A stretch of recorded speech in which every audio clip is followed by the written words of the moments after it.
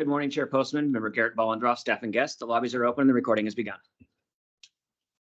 Good morning. Thank you, Dustin. We'll convene the Washington State Liquor and Cannabis Board meeting for Wednesday, April 12th, 2023. Quick general announcement. If you're in the room here, really ask you to silence your cell phones, take any sidebar conversations out to the lobby. The microphones in this room, they're in the ceiling, are very sensitive, pick up rustling paper and anything else. So out of courtesy to everyone else, just keep aware of that. We're going to make a few amendments to the agenda here as we go. First is we are going to hear from Becky Smith, our licensing director, for an update on the social equity program. Good morning. Good morning, Chair Postman, board members, Garrett and Bollendroff. Thank you for giving me a few minutes to provide you with an update around social equity. We've had a few questions come in, so I wanted to address some questions as well. But first, I want to start with business licensing services has informed us that they've received a handful of new applications each week since we extended the window for social equity applications. So we're not getting hundreds and hundreds of applications. They really have just received a handful each week since that application window was extended.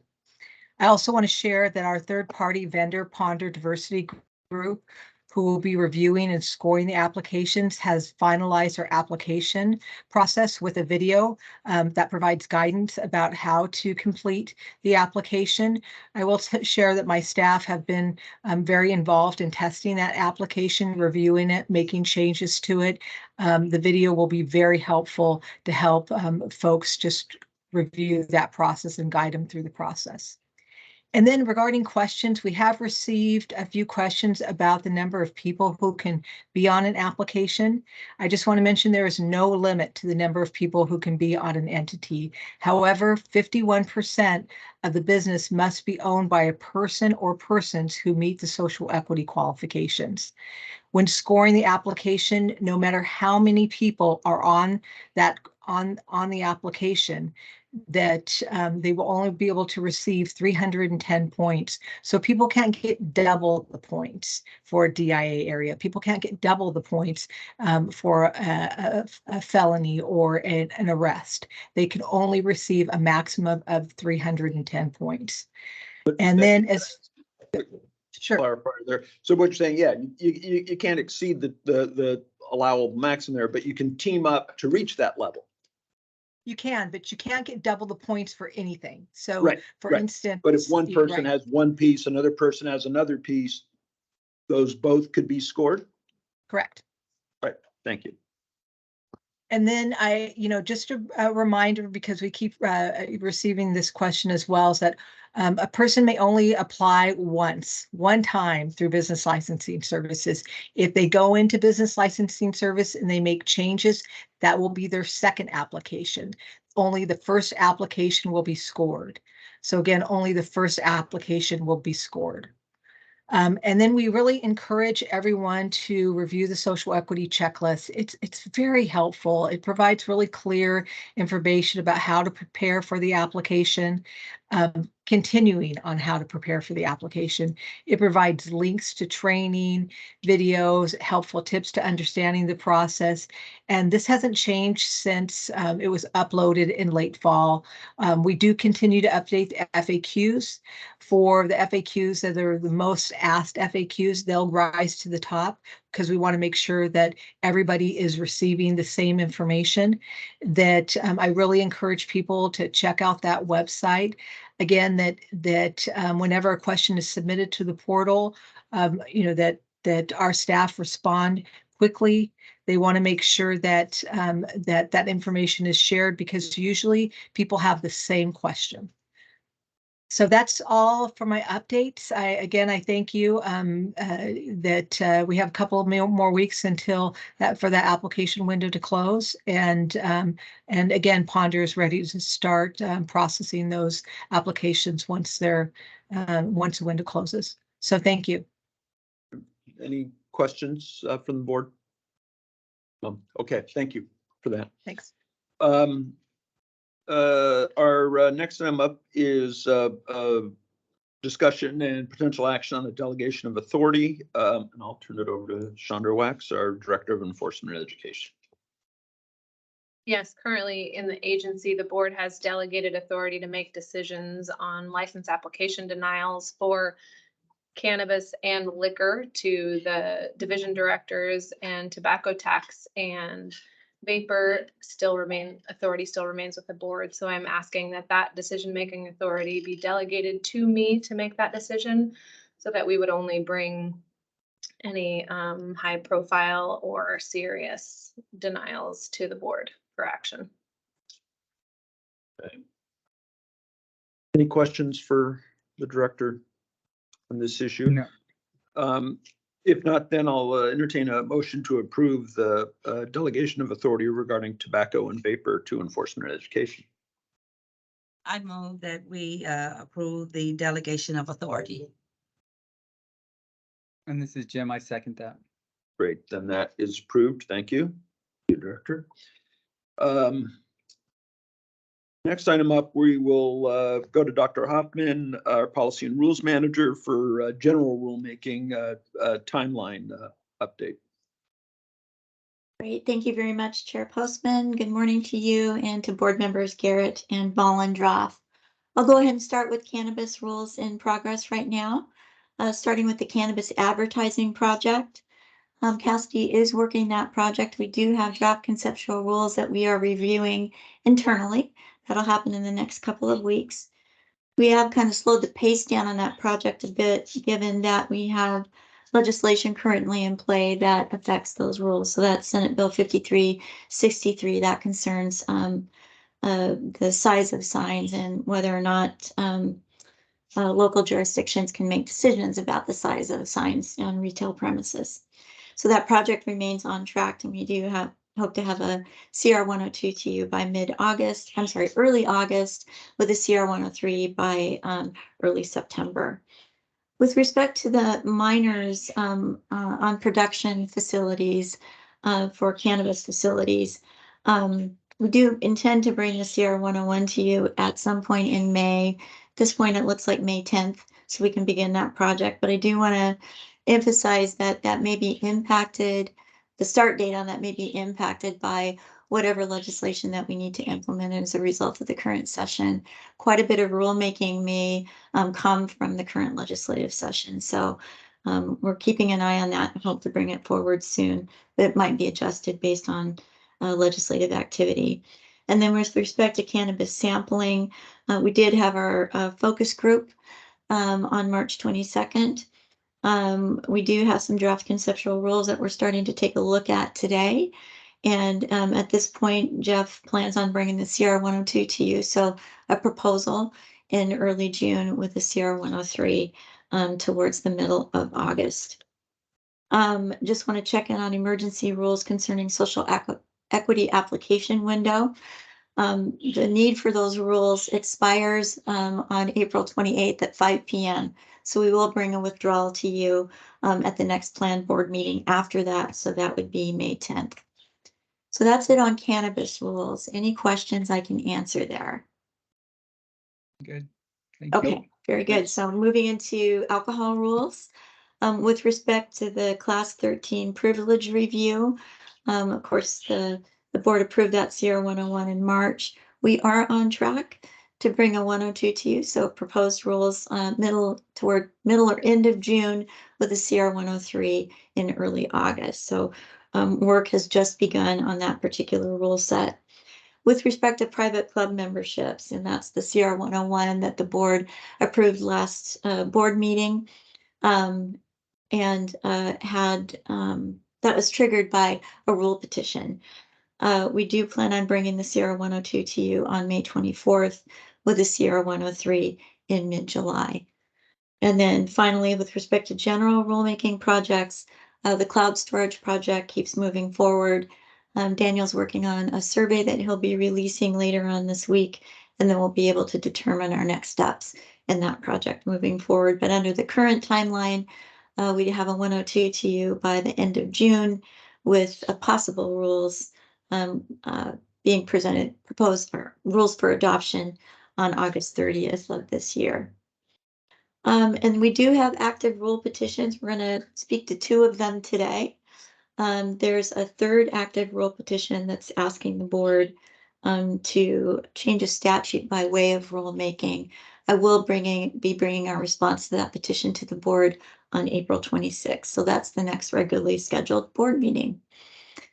Happy to answer any questions, if any, although we did discuss this yesterday. Good. Don't Thank see you. none. All right, thank you very much.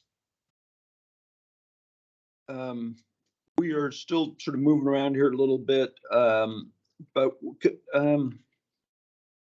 let's move to action item A, the discussion of the board adoption of emergency rules. Stay with us for a second, Kathy. For my fellow board members too.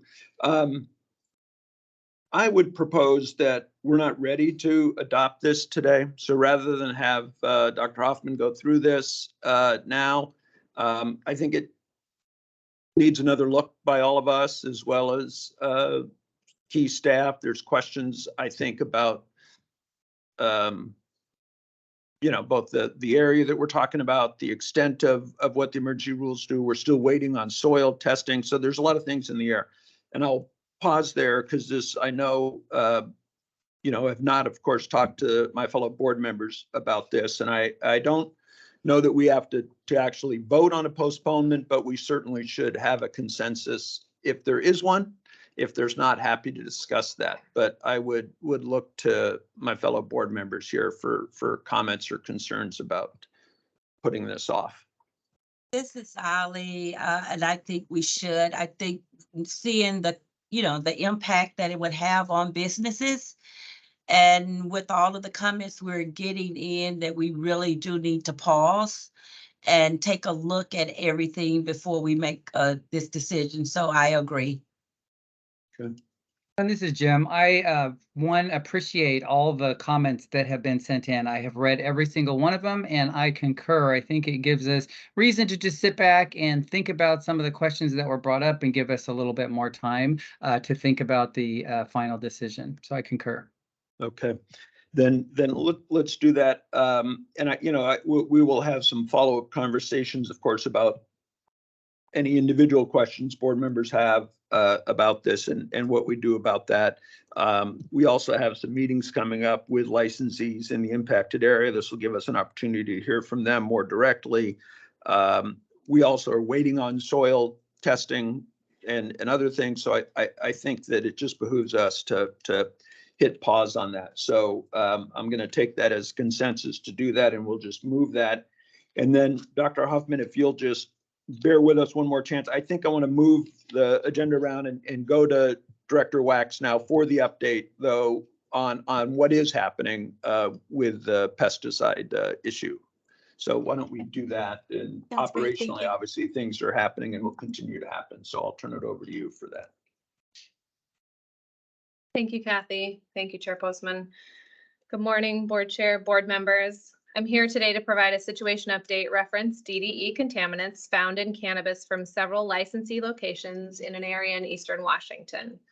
As you know, LCB conducts 2 types of tests on cannabis: quality control tests collected by licensees and submitted to state certified labs, and random samples collected by LCB staff and submitted to WSDA labs. Quality control tests evaluate cannabis for 59 pesticides listed in WAC 314-55-108, and WSDA labs random samples for 243 pesticides.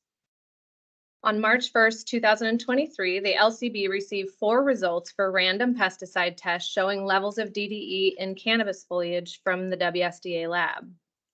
WAC sets the action limit for 59 of those 243 pesticides and establishes action limits for unspecified pesticides, including DDE, at 0.1 parts per million.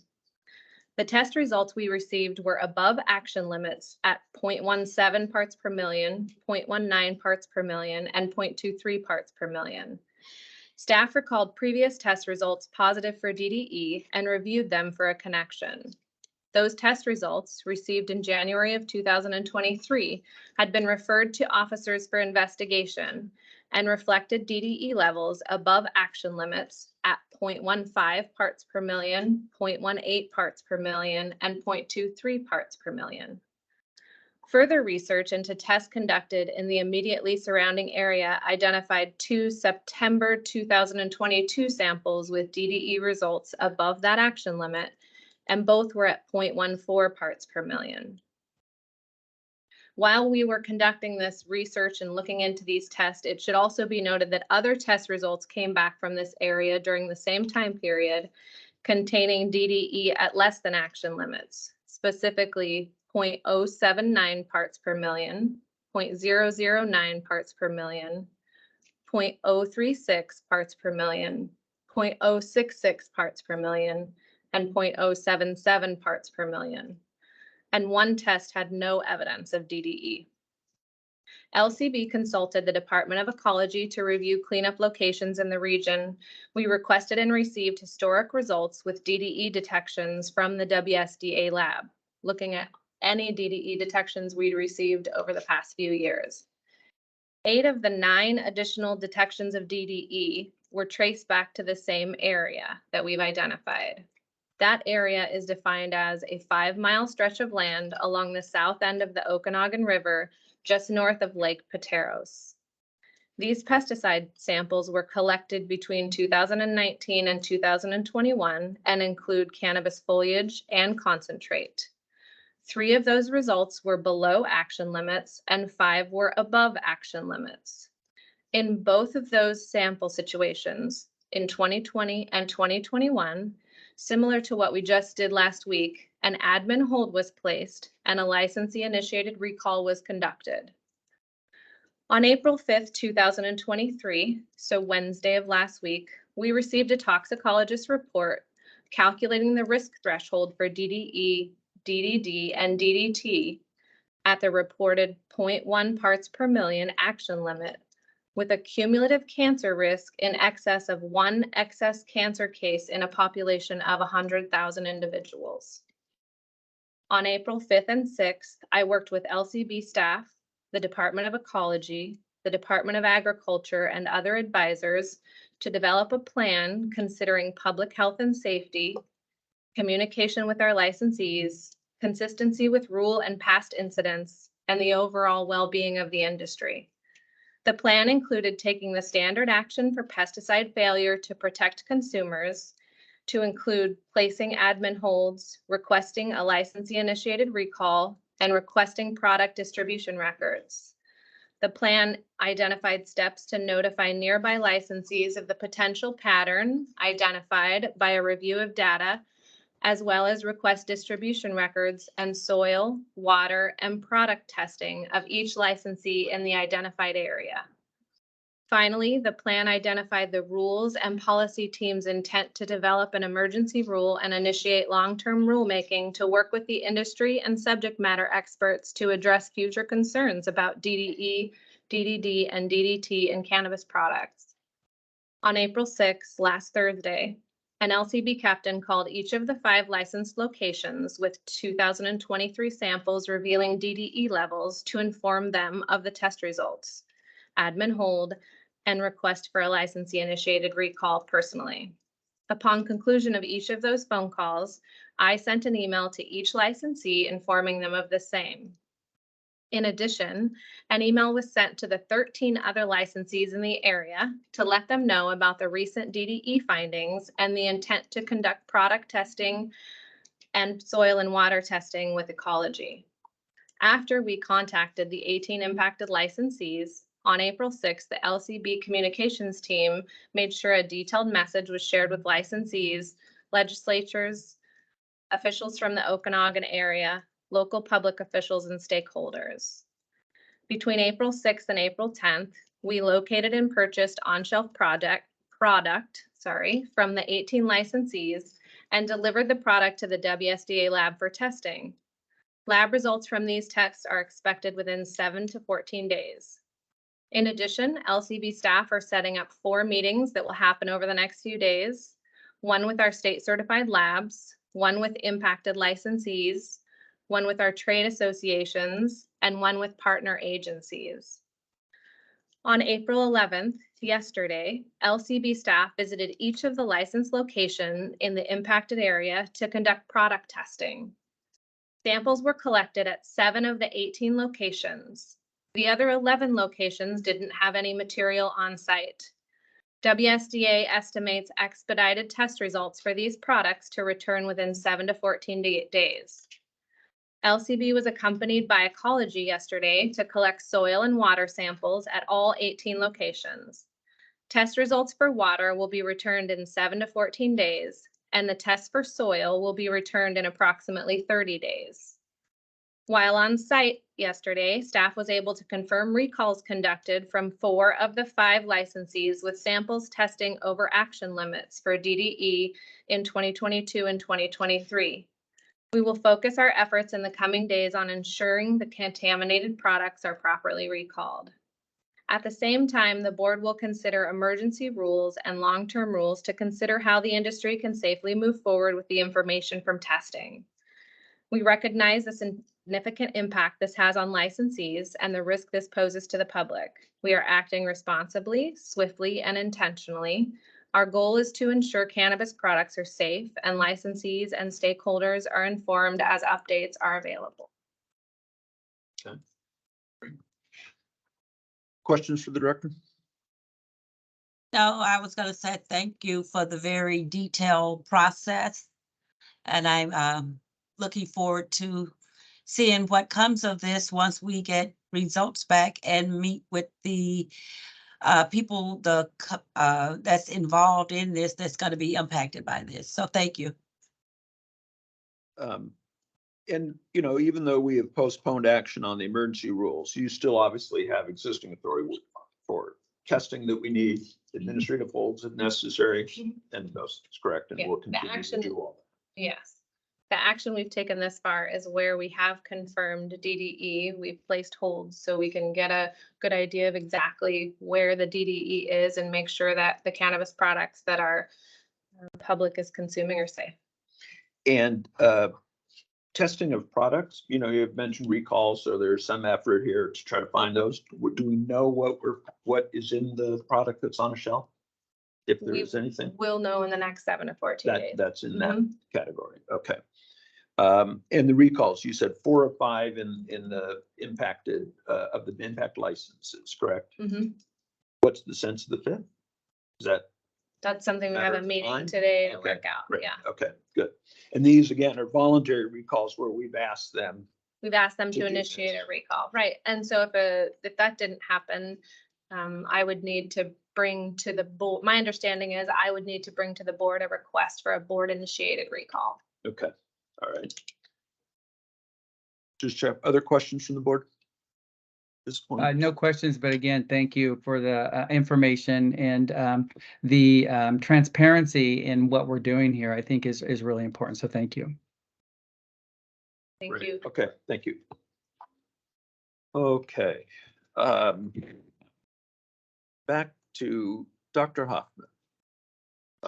We are at general rulemaking. Yes? Petition review on global entry cards.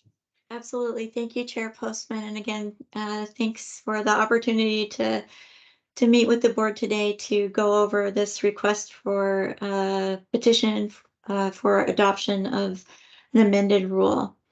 And we discussed this in caucus before last, I believe, in more detail, but just for a brief overview, this was a petition received on February 27th that asked the board to consider amending WAC 314.11.025 to add global entry cards as one of the acceptable forms of ID for alcohol products.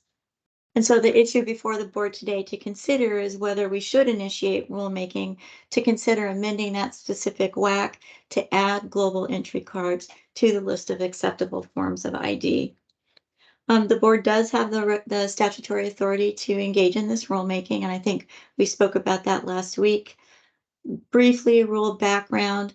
Original rules describing acceptable forms of ID were originally promulgated or put into effect in March of 2001, and they've been changed since that time to add passport cards and Nexus cards in 2018, and then tribal identification cards were added to that list in late 2019.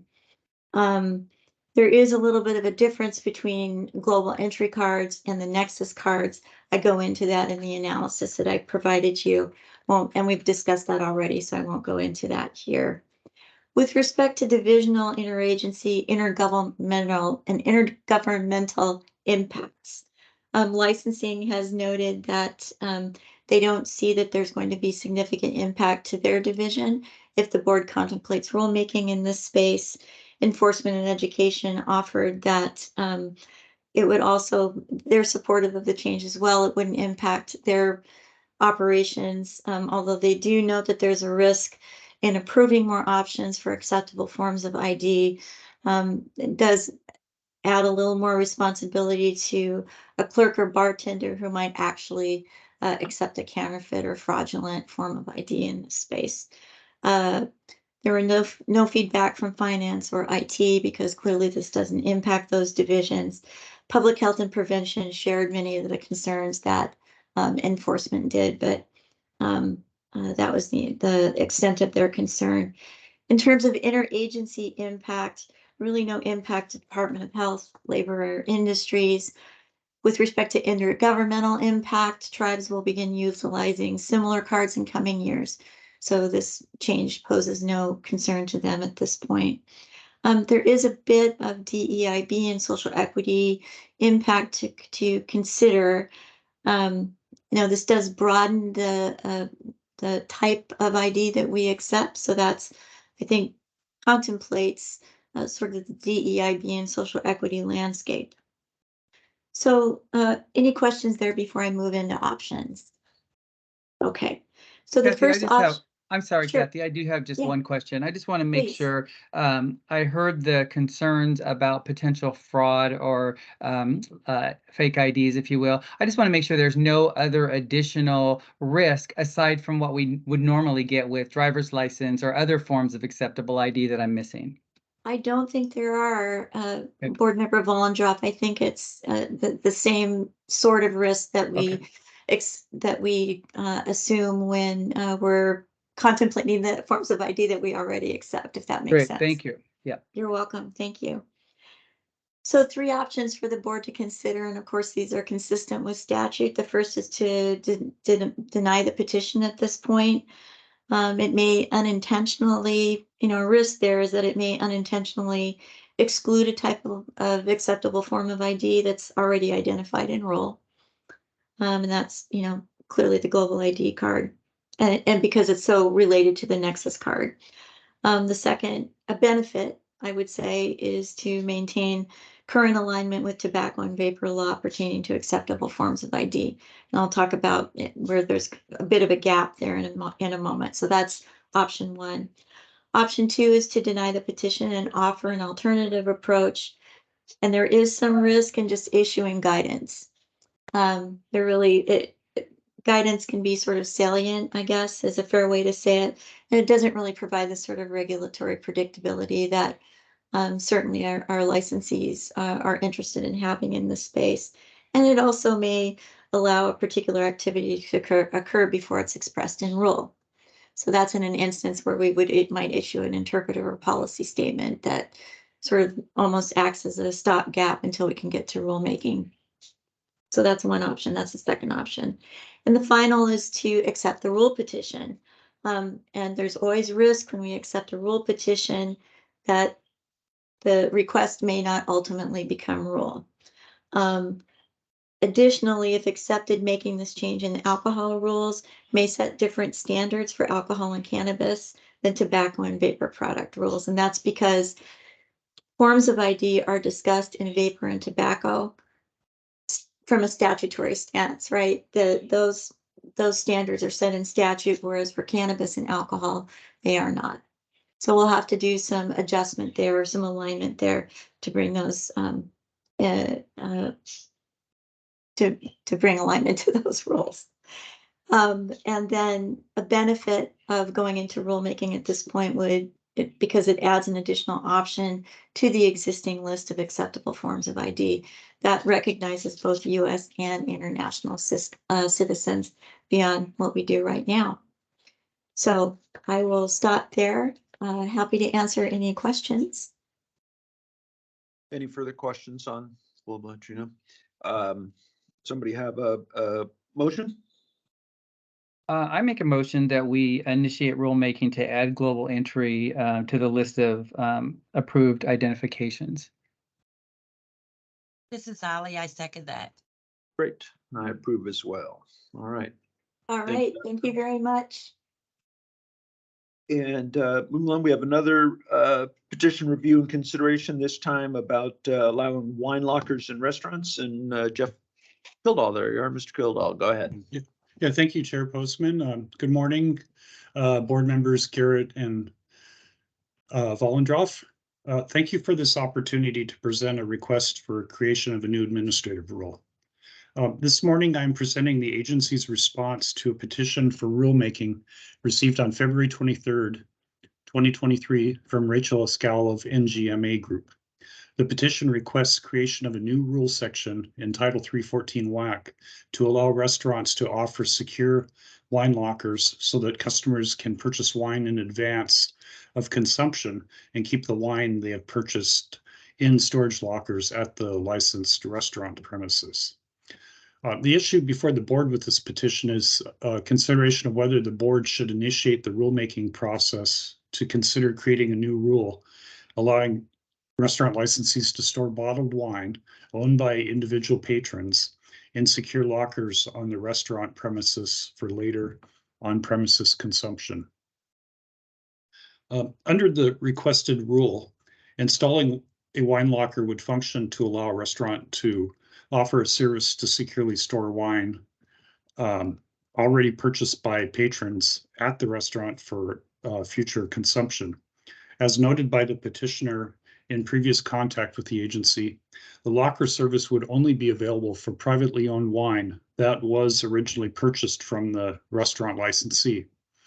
The petition and attached letter specify that wine locker storage would be for wine only, with no other spirits or other items stored there.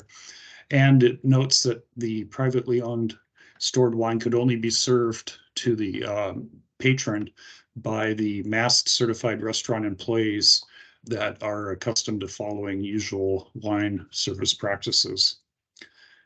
By way of analysis, we see that the board has statutory authority under RCW 6624-320 to issue the wine restaurant license.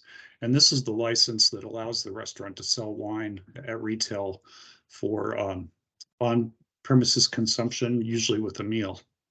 Also related to wine sales, RCW 6624-400 subsection 2 creates a separate license endorsement that allows restaurant licensees to sell bottled wine to their patrons for later off-premises consumption. Under these two scenarios, wine sold by a restaurant licensee is either sold for immediate consumption with a meal, or in the case of a restaurant licensee with the endorsement, the wine may be also sold to patrons for consumption away from the premises. In reviewing 6624-320 and 6624-400, neither clearly allow a restaurant licensee to offer wine locker storage services to their patrons, nor do they directly prohibit a restaurant from offering a wine locker service. Additionally, 6624-400, neither 6624-400 nor rules in existing rules in WAC section 314-11-065 specifically restrict the length of time that wine may be held on the restaurant licensee's premises before it is consumed or removed. So there are several impacts with wine lockers that were identified by the agency divisions. The licensing division reports that some licensed retailers are allowed to recork wine that was purchased with a meal, and some are authorized by rules in WAC 314-11-065 to allow their customers to bring their own wine with them to the premises for consumption with their meal. But the licensee is not permitted to store the wine that is owned by the customer. The Enforcement and Education Division identifies very little risk with or impact for public safety to this activity as it's proposed by the petitioner, but the division recommends safeguards to only allow licensees or the employees to hold the keys to the wine locker, to make sure that the storage service would only be for wine and not for spirits. A wine locker endorsement could be revoked or modified if there are problems that arise. The licensee could be or would be accountable for any violations related to the lockers. And there would need to be a consideration of whether product quantity discounts could be offered here because of the capacity for storage of the unused wine. From the perspective of public health and prevention, these parameters should be considered to look at what other extra benefits might be offered to those who purchase a wine locker. We should be looking at those potential benefits and potential harms that could arise.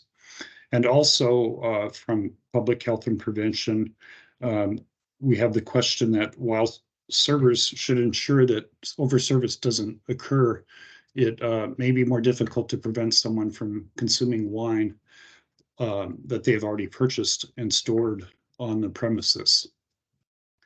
And one more perspective from social equity, there appears to be significant social equity concerns surrounding wine lockers.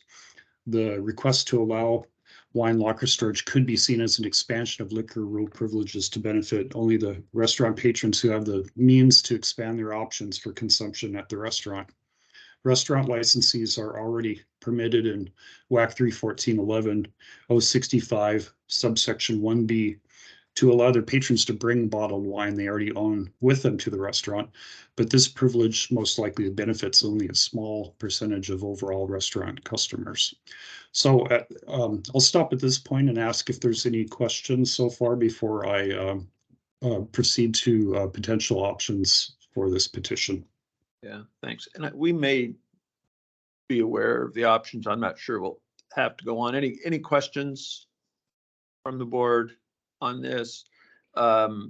Do we want to just discuss before we have Jeff go further whether this is something anyone is inclined to do? My suggestion would be that we don't accept this. I just can't see that it reaches the level of priority for our rules team right now, given what's on the agenda and more to come. But I have no objection to it as a thing, but it's just hard to have it rise to that level. I'm of the same opinion. I mean, I'm not necessarily opposed to it, but I also look at the workload and the significant requests that are before us. And I don't know if we can say we're tabling it and maybe consider it later or whatever. I did have one question, Jeff, and I don't know if you answered this, but I was thinking as you were talking about the potential for disputes. I have my wine there. It's in storage at a restaurant, and I think that somebody's been drinking my beverage, and if that's been thought about or concerned. But anyway, I thought about that, but I concur, David. I am less likely to recommend that we take this on at this point. And this is Ali, I agree. Okay, then why don't we just jump to that, and I would entertain a motion to decline the rules petition on wine that would have allowed wine lockers in restaurants. And this is Ali. I move that we deny the rule petition. And this is Jim. I second that. Great, then that is approved. Thanks, Mr. Kildall. Appreciate the presentation. Thank you, Thank you, Chair Jeff. Postman. Thank you, board. Okay.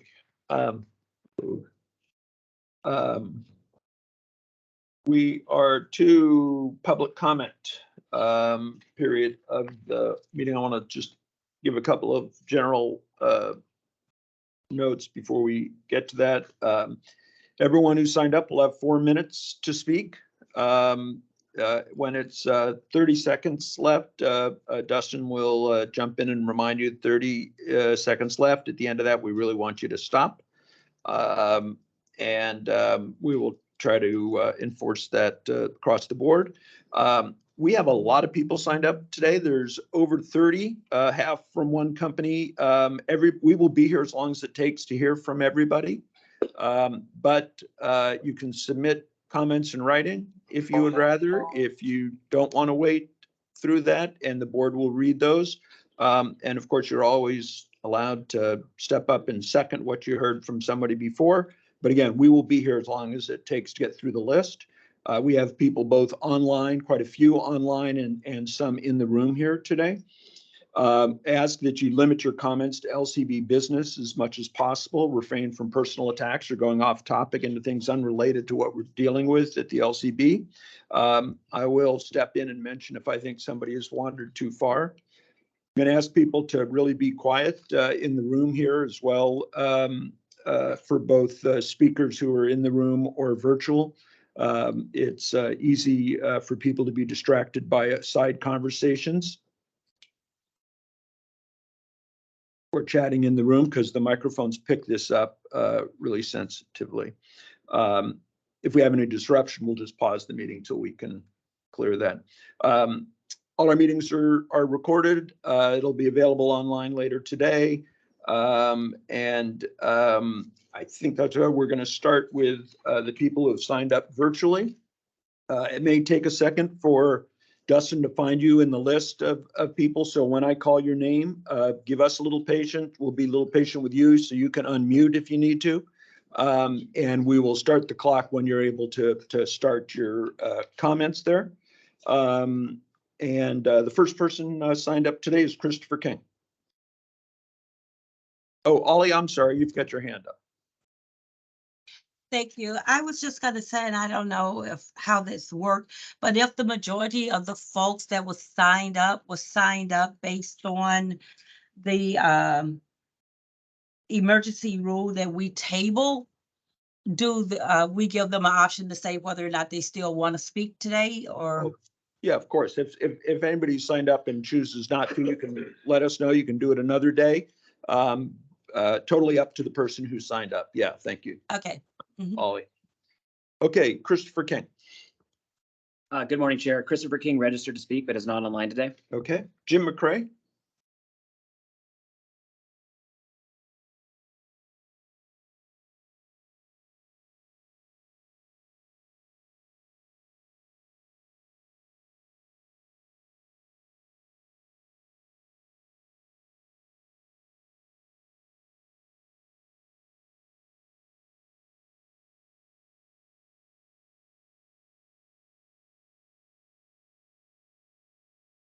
Just so everyone knows, we have 100 people online, so it just takes a little while. We have to go through this to make sure that the people who've signed up, we're finding them on the Teams tool here.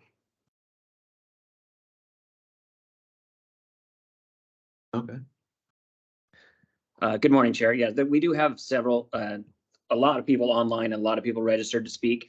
The list is fairly extensive and is no longer, for whatever reason, in order. So as we call names, if you could raise your hand for me, Okay. not everybody that is registered to speak, because that'll make the list that Just we when I have call them. even more jumbled. Yep. But one at a time, as we call you, it'll make our jobs a lot easier and a lot faster. If you can raise your hand, that'll put you in a different place on the list for me to be able to There you engage go. you. So Hopefully thank you very much for that, Jim. There's Appreciate it. Jim. Give me 1 second to get you engaged. And same for everybody else, one at a time as we call your names, raise your hand in order, and then we can get through this expeditiously. Thank you.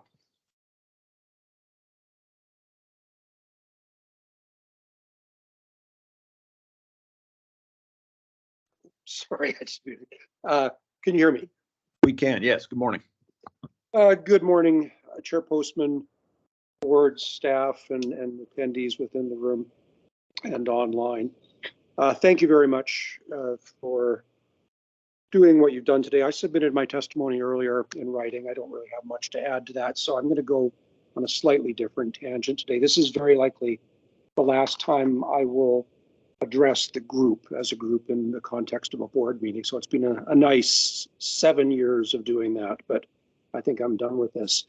Today was a very good meeting, and I want to thank you for making a couple of the actions you did today. One was, considering taking things out of order, but also not acting in what I clearly believe to be prematurely on a rule, an emergency rule that was arguably not really meeting an emergent issue.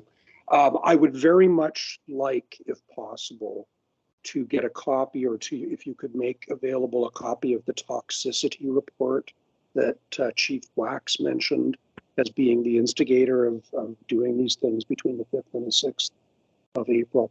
That very important. If you could do that urgently, that would be great. If it's up online, I'll get it. If it's available, I'd like to know also if she can speak to it, or if anybody can. Was that something that the LCB solicited, or is it just something that was out there that was grabbed and somebody said, ooh, DDD's bad stuff?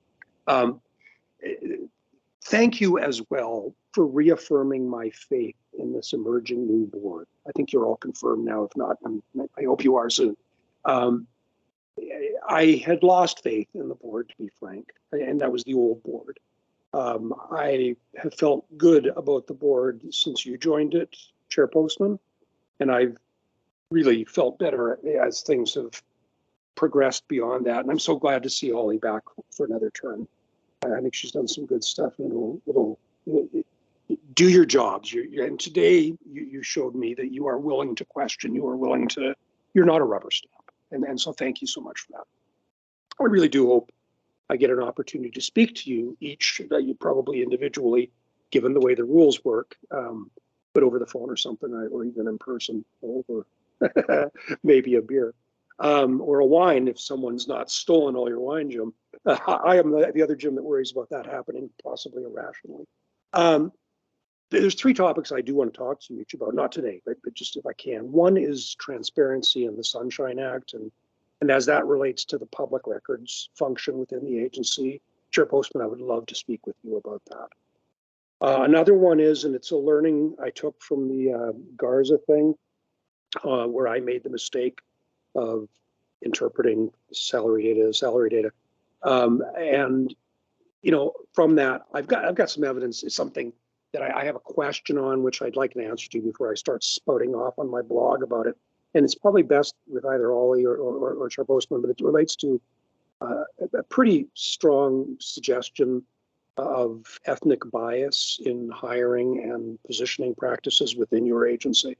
It's very strong evidence, but it's limited. It's like one really stunning case, and it could be explainable, and I just can't see how it'd be explainable. I'd like to talk to somebody about that. And then the final one is really the risk-benefit balance in the agency between prevention. Jim, you have 30 seconds. Thank you, Dustin. And medicinality. And Jim, if I could talk, or Board Member Vollendorf, if I could talk to you at some point about that, I would really much like to. You guys are on the right track. Keep it up. It's an important job. It's been nice working with you these years. Bye. Great, thank you. Appreciate your comments this morning. We'll go back to Christopher King, who I understand is joined.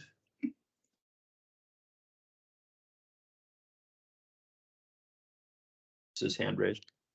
Okay. Right.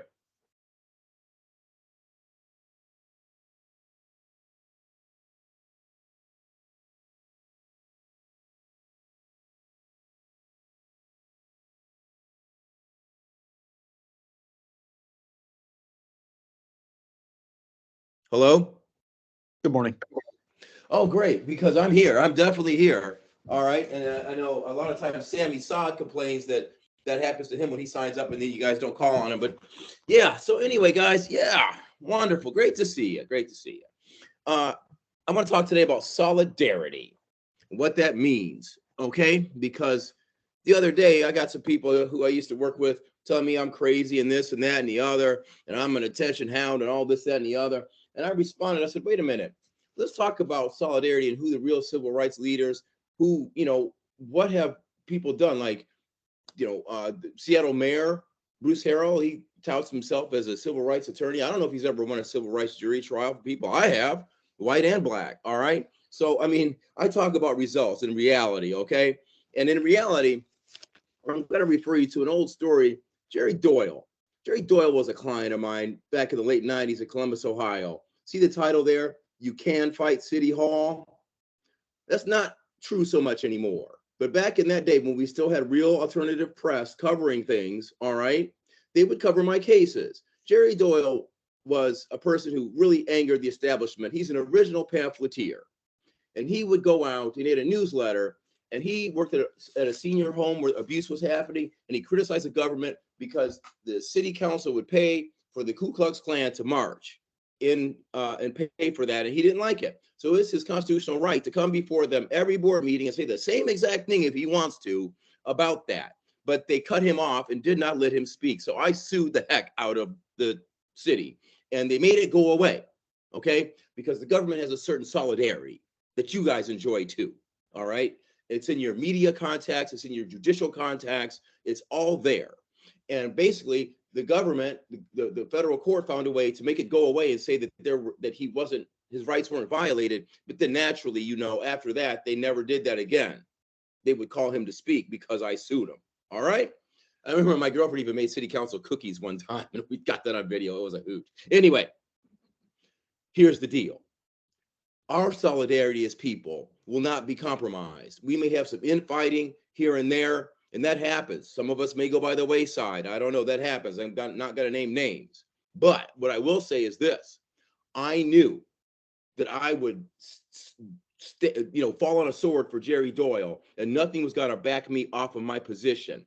In this instance, we've seen people like Peter Manning back off their positions, start bad talking me and this and that and the other. I'm not having it at all right? Because the bottom line is, I got solidarity beyond BMWs, by the way, with Peter's lawyer. And we both know that this way this so-called social equity program is set up, it's set up for another round of abuse, all right? Where white folks are going to come in and find a way to capitalize. We just know it, all right? We just know this, all right? We talk about it, all right?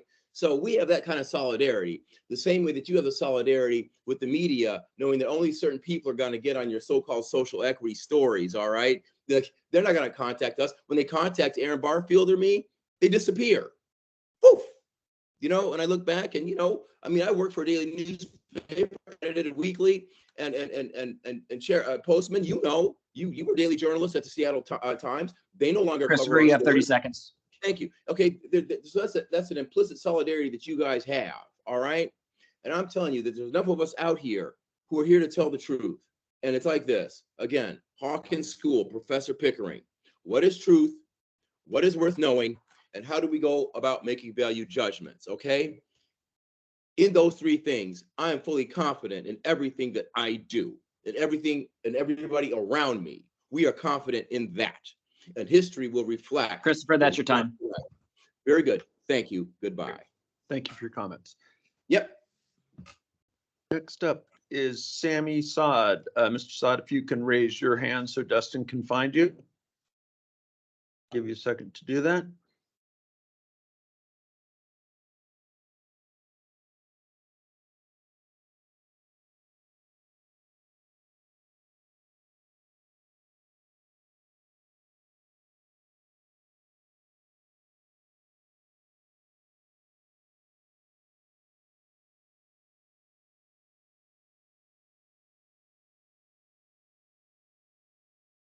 Sammy Saad, if you're on, just push the raise hand button there.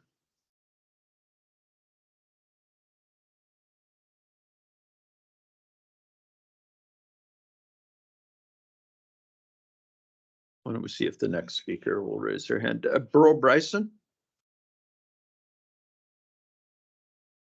There's Burl. Okay.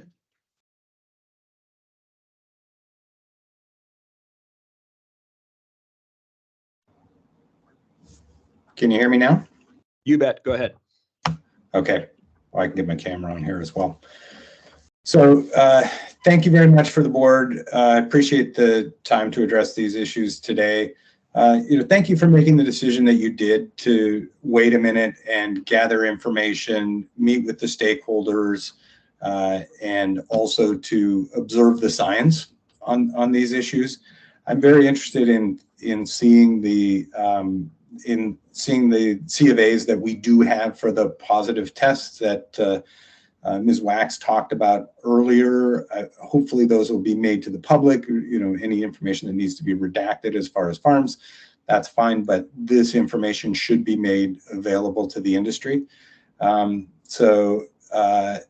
also want to encourage the board to prioritize testing with the WSDA. This is a really timely issue. So I know that there was a piece of equipment that went down last year and resources were diverted towards testing hops versus testing cannabis, which resulted in a backlog, which is why we're only now being notified about results that were from last year's crop in August and September when those samples were taken. So my understanding is that the equipment's back online, the dedicated FDs that are there to test cannabis are doing that again to the extent possible.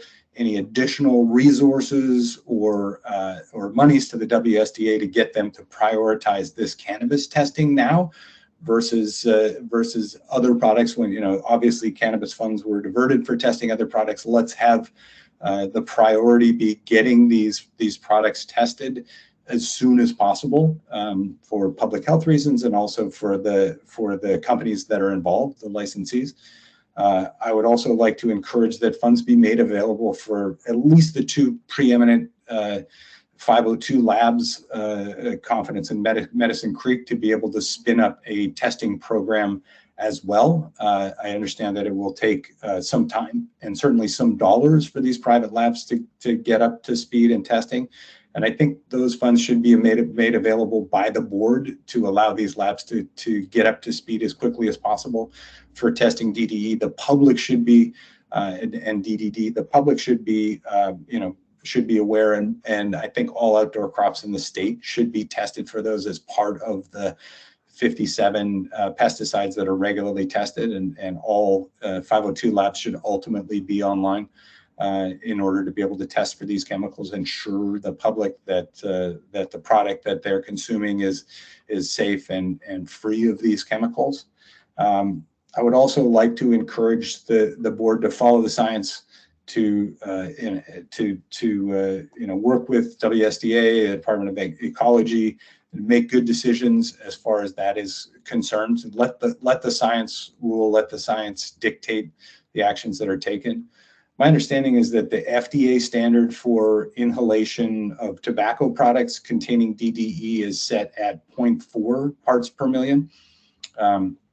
I also understand for the labs, it's almost impossible to get a zero detects, or any rules around zero detects are not laboratorily possible. So I would encourage the board to take on the federal standard unless there is persuasive scientific evidence that a different standard should be taken. I'd also like the board to consider emergent resources to the affected licensees and to their employees. Certainly in other industries that have undergone, similar sort of emergent situations where their employees are unable to work, or or licenses are put at risk, there have been resources available to those licenses and to those employees. So to the extent that that is possible. Earl, that's your time. Thank you very much for your time. Thank you. Check again, see if Sammy Saad is there to raise his hand.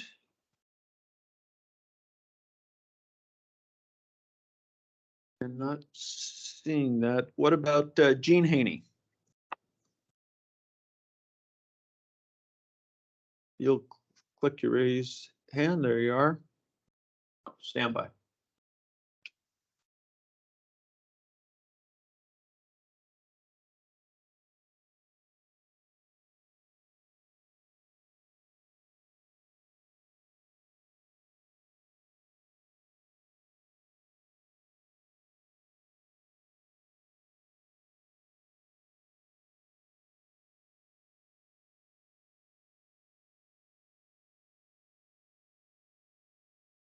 Did you get Gene Haney? Gene Haney, you should be able to, Okay, there you are. Yep. right. Good day, ladies and gentlemen. I am Gene Haney, representing Walden Cannabis. I don't have much to say, to be honest, other than showing my support for my colleagues and concern for our customers. As good actors in this industry, we take public safety, compliance, and regulation very seriously. This has been a challenging market, and we have endured and grown from a small company to one that gave me, personally, the confidence to start a family. Please consider the lives impacted during this process. Transparency is a word that has been thrown around quite a bit during this discussion on emergency rulemaking. I cannot speak for the other affected licensees, but transparency is unequivocally not. Let me repeat, unequivocally not a word I would use as to how this was handled with our license. This lack of transparency, and for lack of a better word, sloppy approach, has already damaged our business quite a bit. I implore you to take a more measured, transparent, and collaborative approach than the Enforcement and Education Division has thus far. This is a chance for licensees and the LCB to work together in the interest of public safety and help build trust within the industry and community. Please allow us to take an active role in this. With this level of uncertainty that has been provided today, we cannot plan. Even though the administrative hold on our licenses for the test results are for test results that fall below EPA guidelines for tobacco. My family relies on the money I make. Unemployment benefits are 3 weeks out due to COVID. Me and my colleagues cannot afford that. This is already preordained because of the injudicious decision that has already happened. This was the direct result of, contrary to the board's statement here today, a lack of transparency. Thank you for listening. Okay, the next person signed up is Terry Lean. Chair, we did find Mr. Sammy Saad. Oh, okay. Mr. Saad. Let me know when you've unmuted him.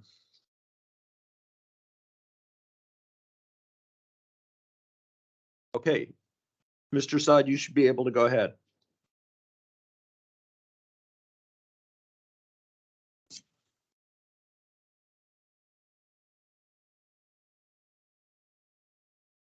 This is Mr. Saad. Can you hear me? Sure can. Go ahead. Yes, sir. I just want to say hi to everyone, and I wish if you guys can hear me very clearly. Can you hear me now? Yeah, no, you're coming through great. Yes, sir. Thank you so much about that. I just wanted to say about two issues. One issue about those products. You guys should have randomly test every time, because they're infecting people. You know, like they have they use stuff. Some people getting sick, and the problem is not the retailer. The problem is the grower. So suspending license from retailer, nothing got to do with that. The growers. The second issue, what is done for us as a pioneer, we started this first.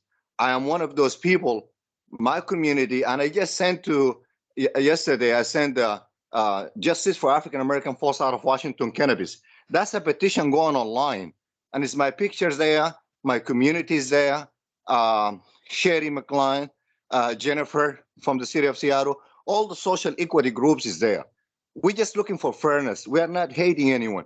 The last thing I want to share, I went to the Equity Summit, and Mr. Mendoza was there.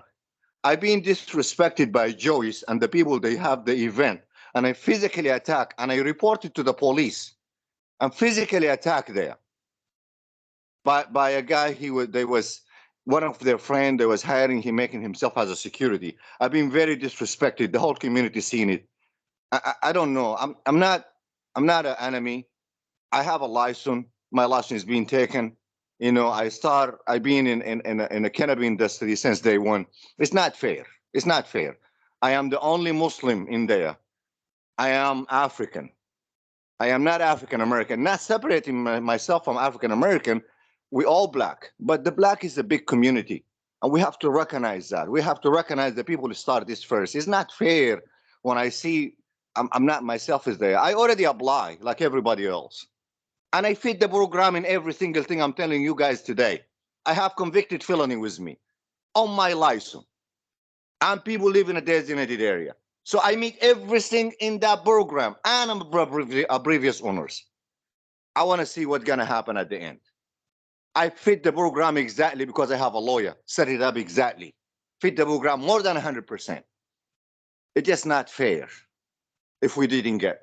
Joyce and her brother, and that Mendoza, he was speaking at the time, I respect to him, there was a pioneer. They are not a pioneer. We are the pioneer before them. I've been disrespected by Joyce. Joyce told me this. Joyce, the one they own Holland Farm. I said, Joyce, she said, Sam, we can help you. Come over here. Don't tell those black people what's going on. I said, Joyce, this is about all of them. She said, I don't care about those broke people. This is the one she want to run for a city councilor, Joyce. The same like Paula, what she did to me. I'm not enemy with nobody, with you guys. Much respect for you guys, but we have to correct this. And the second thing is, I'm encouraging you guys for the safety and the health of 30 the seconds. Yes, this is for the safety and the health of the people. You guys have to, having those tests to all those shops, and the one that be punished, those they own those farms. They are responsible because the seller, they only selling product getting from them. It should be being tested right. And that test is not right. All those tests is not right. All this percentage is not right. Great. So it needs to be educated. I much respect for all of you guys. I wish you guys the best, but you guys need to acknowledge us as a pioneer. Me, Kevin, Shelton, Libby, and all of us. We apply like everybody else. We need to be acknowledged. I need to see 12 green, and I apply by 12 green LLC. Thank you, Mr. Saad. Your time is up. Talk to you next Thank time. Thank you. Okay, next person signed up is Terry Lean.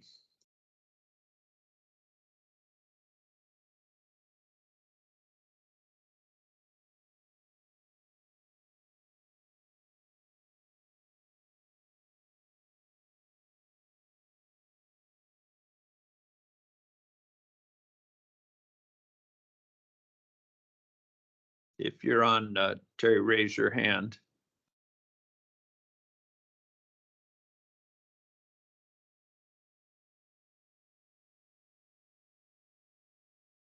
I'll just check the next one here too as well. Shayla Adams Pfeiffer.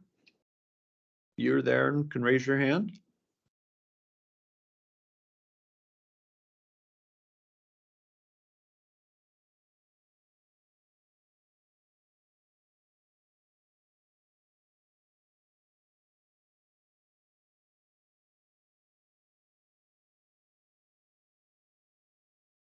Okay, she's unmuted. Shayla, you should be able to go ahead.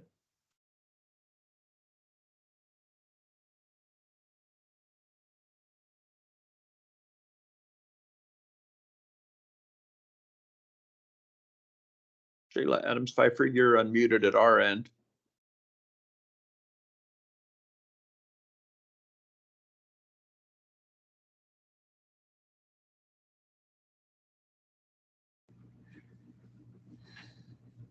Can you hear me now? You bet. Morning. Okay, thank you. I really appreciate tabling the pesticide emergency enforcement Easter weekend, nonetheless. And I can't tell you all of the emotions that I went through because it was the entire company, Cannabis, that went through all of these emotions together.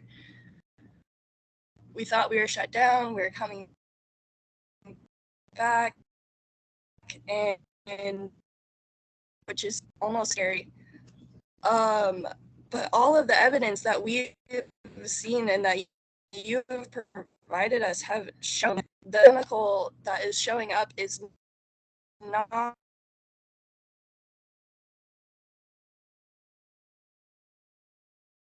Afraid you cut out a little bit there. Now we can't hear you. Sounds like you may have a bad connection there. She dropped. Okay, I'm sorry. Well, if you see your name pop up, let me know.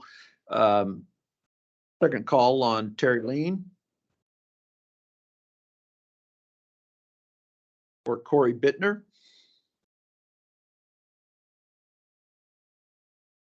Where's Corey?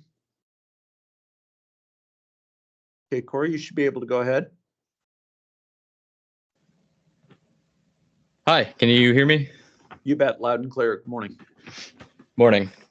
Good morning, everyone. I appreciate the time that we're being allowed to make a statement here. I'm here today to express profound frustration and disappointment with the response by the LCB regarding this potential DDE contamination at our farm. I'm the administrative manager for Walden, and this investigation, which has been conducted in secret without the involvement of producer processors that are being targeted, is built upon a series of scientific misunderstandings, the result of which is a proposed strong-arm resolution that will ruin lives and close highly taxed businesses. I strongly believe that the way the LCB went about this investigation and the subsequent actions afterwards should tell people everything they need to know about the invalidity of the entire process. Let me start with reviewing the way that the LCB allowed potentially contaminated products to sit on shelves for months, if not years. By their own admission, the LCB has known about this potential contamination for at least the 6 months while the investigation was ongoing, if not much longer by some reports. Instead of allowing farms to cooperate in removing these potential harmful products from shelves and out of the hands of consumers, there was no information given to the producer processors at all until after the decision to shutter our business was made. This left customers with potentially deadly products in their homes and in their bodies for months, if not years. This is completely unacceptable for a public service entrusted to regulate cannabis and keep consumers safe. Moreover, the sudden closure of our business without any warning has left our workers and their families in turmoil, wondering if they would still have a job to come back to. Our livelihoods have been jeopardized by the LCB's actions, and the reputation of our company is in tatters due to the LCB treating producer processors like villains instead of unaware citizens. Overall, the LCB's response has been unsatisfactory, to put it mildly. I, along with my coworkers and colleagues, are still left with many unanswered questions. The way this investigation was conducted was not science-based and was flawed in its approach from the very start, only to be followed up by a potential ruling that has no foundation or merit to speak of. Despite a delay in a decision today, our farm still remains arbitrarily closed. We urge the LCB to conduct a thorough review of their investigation process and to involve us in these processes moving forward to ensure transparency and fairness. We implore the LCB to explore options that allow science to lead the way to a solution. We are committed to finding a resolution to this issue and to ensure the safety of our community and the continuation of our business filled with hard-working, real people. Thank you for your attention and understanding. I sincerely hope for a considerate decision by the LCB that is based in reality and awareness rather than a thoughtless reaction to a non-Bayesian investigation. Thank you. Okay, next person signed up is Ray March.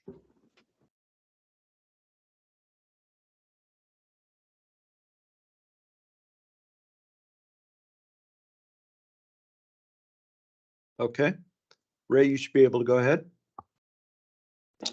1 second. Let me try and get the video to start up real quick. You bet. All right.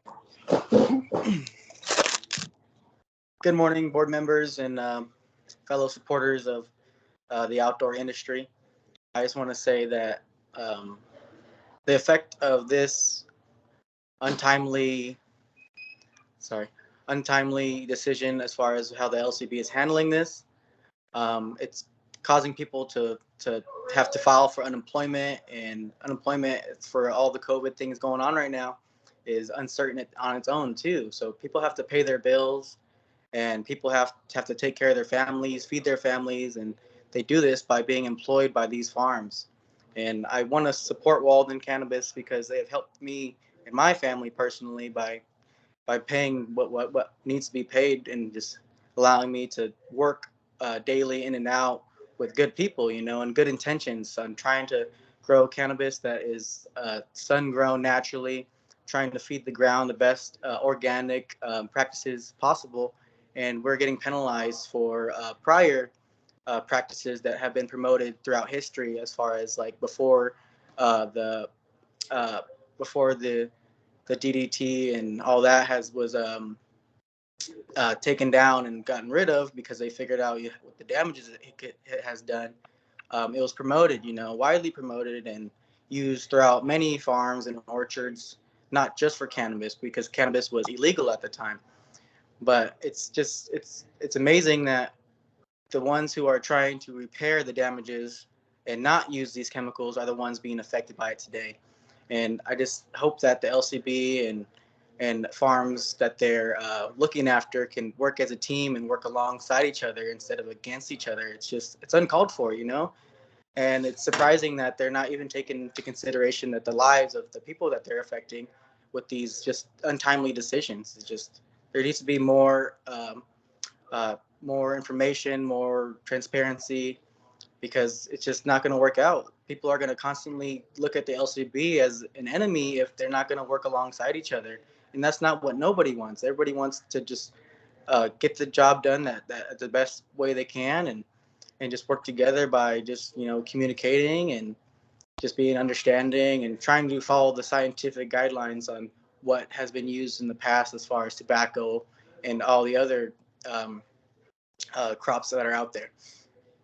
And I just want to thank the board members and for taking the time to listen to us, because these are our lives, and it's going to affect a lot of people, and just people that I love that are in this industry, and it's just full of loving people who want to take care of the land and take care of their people that are around them. And in order to do that, they need to work. They need to be able to pay what costs come up, and the only way to do that is to continue us to allow us to do business.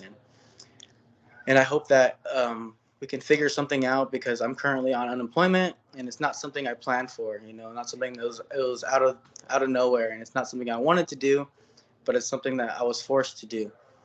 And I want to continue working and paying taxes like everybody else does, and the industry alone has brought in a bunch of taxes as far as Ray, you have 30 seconds. creating jobs and just helping the community. And I can express all day how Walden has helped the community, but that would take more than just 4 minutes. So I just want to thank Walden Cannabis for doing what they do, and hope and fighting and continue to fight for what they believe in, and growing great quality product. And thank you, board members, for your time. You guys take care of yourselves, and everybody out there, take care. Thank you. You too. Bye-bye. Next up is Ben Cottrell.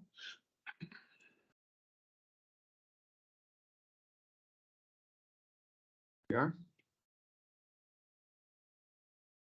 And you should be good to go there. Good morning from Okanagan. I'm hoping today to appeal to the board's emotional and logical reason today. I'm writing to express my strong opposition to the proposed emergency ruling that seeks to lower the DDE threshold in cannabis products to 0.0. This decision lacks a solid foundation in scientific evidence and deviates significantly from the federal guidelines established by the EPA with regard to DDE. Moreover, the implementation of this ruling would have severe consequences on employment and the livelihoods of many individuals. As a team member of the facility of Walden Cannabis, I can attest complete compliance and transparency throughout the course of this investigation. Since the collection of the initial test samples, I have been in communication with the compliance consultants to inquire about the implications of these tests and their subsequent results on our company. At no point during the discussion was it ever apparent to me or told to me that we would possibly potentially be shut down due to the DDE in our cannabis products. It is highly inappropriate for an agency tasked with setting guidelines and ensuring public safety and health to conduct an investigation in such a discreet manner, which not only jeopardizes public health, but also affects the livelihoods of numerous individuals and employees. The approach adopted by the Liquor and Cannabis Board in this matter has been unprofessional and devoid of scientific evidence provided by the EPA. I kindly request that you reconsider the proposed emergency rulings and take into account the potential consequences for both public health and the livelihood of those involved in this industry. Thank you for your time. Thank you. Next up is Christina Ackerman.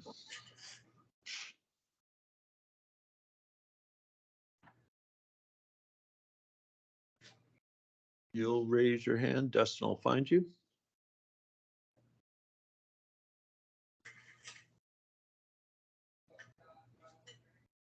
How about Brian Sheehan?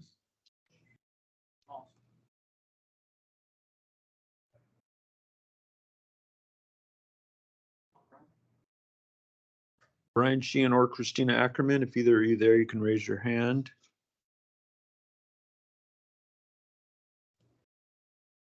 Just like we have two there.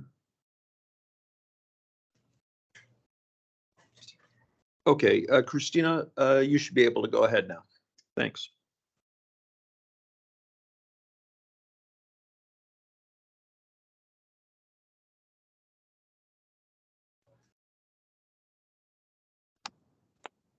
Hello. Hello. Just a moment.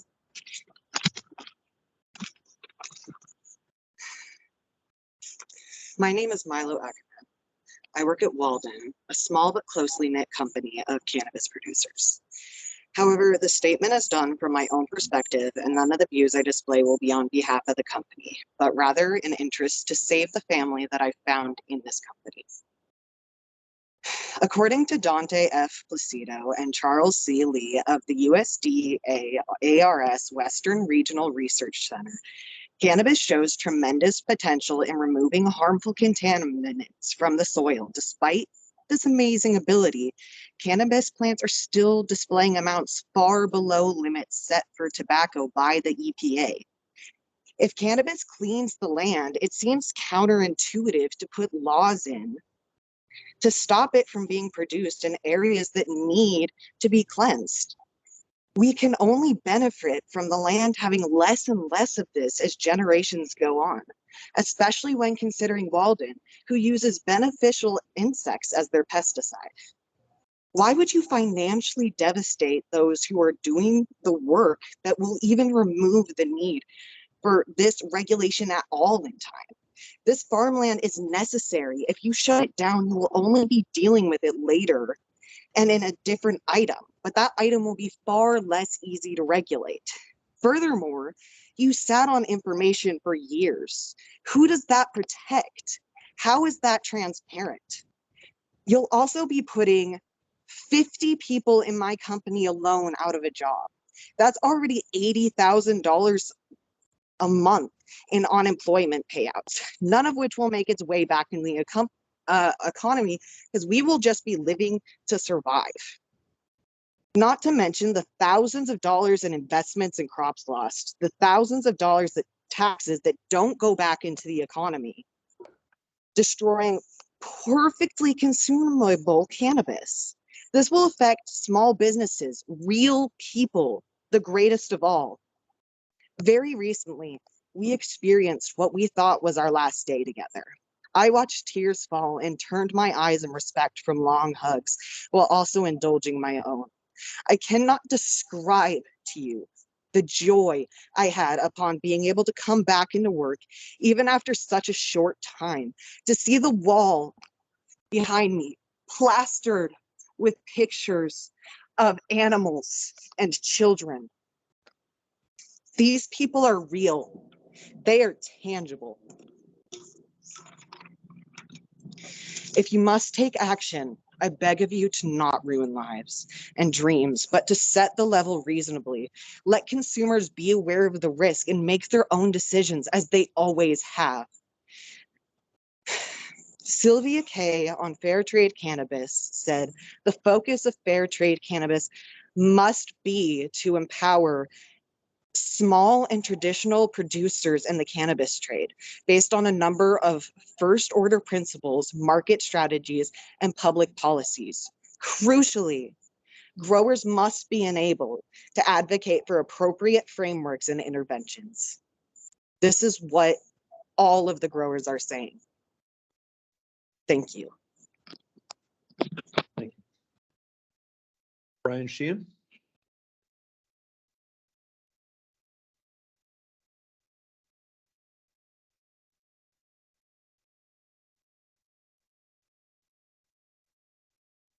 Okay, you should be able to go ahead, Brian. Apologize for any background noise or wind. Currently in a cow pasture. But I'm here today in support of Walden. Walden is what brought me to Washington State 6 years ago. They were the sole reason I left Illinois. Moved there, didn't know anybody, but I soon found a family there. I know Walden trying to do the best that they can, most environmentally responsible way. Over the years, we did things the hard way when there was a much easier alternative. It wasn't the best way, that easier alternative. Even while at Walden, I joined the local fire department, and while there, Walden management encouraged me to leave work to respond to calls as needed. During the wildfires, we spent 2 weeks, all of our employees, doing fire relief efforts.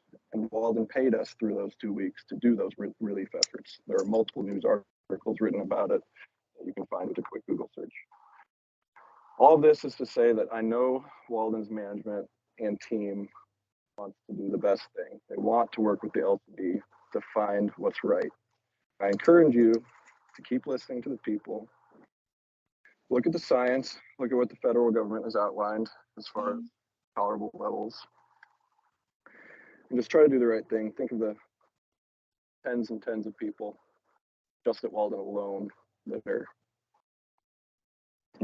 staring down the barrel of unemployment right now, scrambling to figure out what's next. Walden specifically employs a lot of great people in a portion of the valley that doesn't have much else to offer people. They pay great wages. They go out of their way to help employees, and they're just a really great group of people. And I encourage you to work with them, find a solution that works for Walden, the LCB, and the consumers. Thank you. That's all I've got. Thank you. Miles Boyd.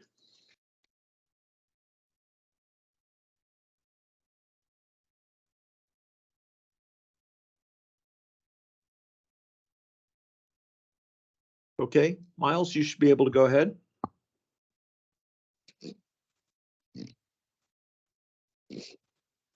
Hello, can you all hear me okay? You bet. My name is Miles Boyd. I'm the extract manager for Walden Cannabis. Worked here since 2020 when the pandemic ended my 10-year-long career as a chef. I came out of high school right into culinary school, cooked my entire adult life, and when my career ended, I was devastated. I had no other usable skills to speak of. And after months of uncertainty and surviving off unemployment, trying to plan what career I wanted to try next, my cousin helped me get a job here at Walden Cannabis. It was the best decision I've ever made. It's a brand new industry, growing bigger every year. And I was just so fortunate to get in sort of in this new industry. And I'm always the type of person to miss the boat. It's also usually hard finding friends after 30, but everybody here is my friend. They made it so easy. They're friendly and they genuinely want to help you improve and learn. They care about the environment and renewable resources. They're people who are in no way responsible for the amount of scrutiny that they're facing right now. These people will lose their jobs if this rule passes. We were given no time to prepare for this change. We were given even less time to prepare to defend ourselves. But you can see so many people have still showed up to try. I've read the rulemaking order. There's a lot to it. There's a lot to be concerned about. Some of the facts aren't as straightforward as the general public would think when initially reading it. Like it states very strongly that DDT and its derivatives cause harmful damage to the nervous system, liver, and reproductive system, which isn't exactly what the study says.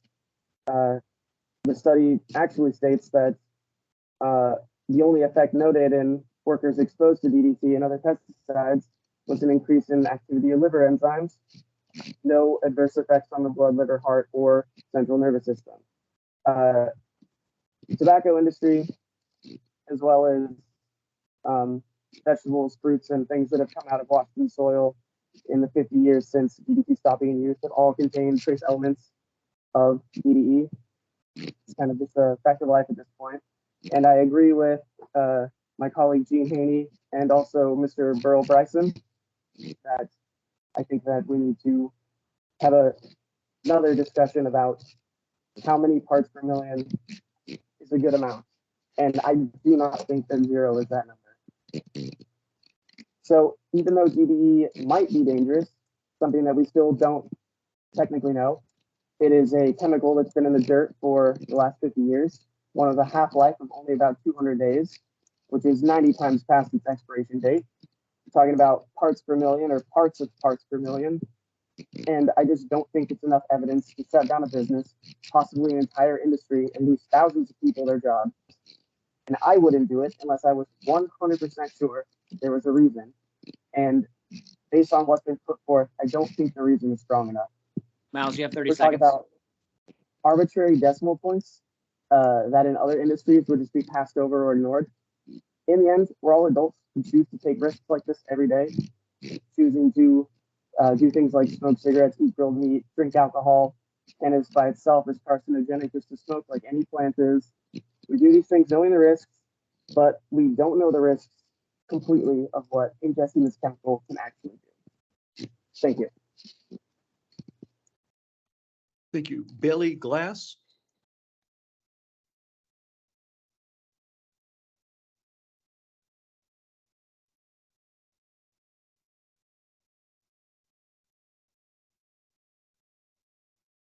Bailey Glass, if you're there, raise your hand. We'll find you. The next up, though, is Kenyon K. Oh, there's Bailey. And you should be good to go, Bailey.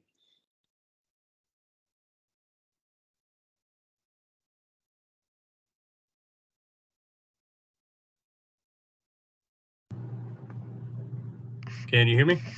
You bet. All right. My name is Bailey Glass, and depending on the results of the postponed proposal, I work at Walden Cannabis. I'd like to start this off by addressing how the situation's been handled so far. And so far, in my opinion, the WSLCB has shown a concerning display of their blatant disrespect for Washington workers, especially those that just a few years ago were deemed essential, and a very concerning display of government overreach. These tests that were collected had been collected as far back as over a year ago, and you would think that if these pesticide levels were so concerning, these tests would be shared immediately and people would be notified. Instead, the LCB has chosen to sit on these tests for over a year, then put an administrative hold on all affected licenses and put their employees out of work in less than a day. While trying to see if getting people back into work was possible, you had the audacity to lie about the administrative hold and the clear instructions to cease all operations. To gaslight the very people that provide the Washington state government with millions in tax revenue per year is a clear violation of the ethics of the agency, and in my opinion is a clear red flag for keeping the current leadership. To bring my point back to these original tests, when specifically inquired about, it was communicated that the amount found was significantly less than the legal limit allowed in tobacco per the EPA. Any ruling that would set the action limit for cannabis in this chemical lower than the one for tobacco would just be nothing short of arbitrary and unjust, and would feel very much like you're trying to prove a point instead of protect consumers. Setting such a limit as this could essentially put every license that's been involved in the investigation out of business. Furthermore, all of the products sold or transferred to other processing companies and retailers would need to be pulled out of use and destroyed in order for your ruling to stay consistent. This is an unquantifiably massive amount of allegedly affected product and will irreversibly cripple the cannabis industry in Washington state, as well as show other states step by step how to shoot themselves in the foot.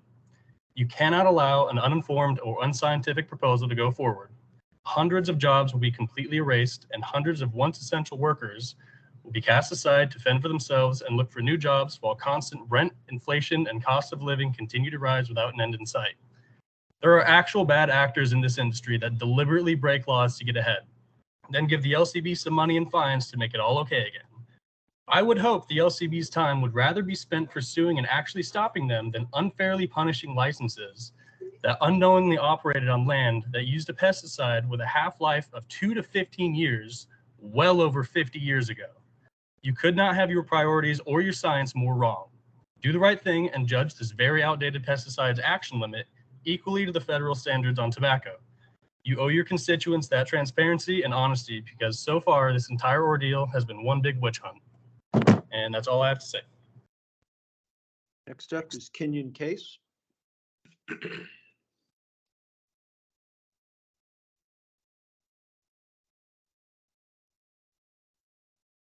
Then we think there's one there that says admin. Your hand is raised. Is that Kenyon?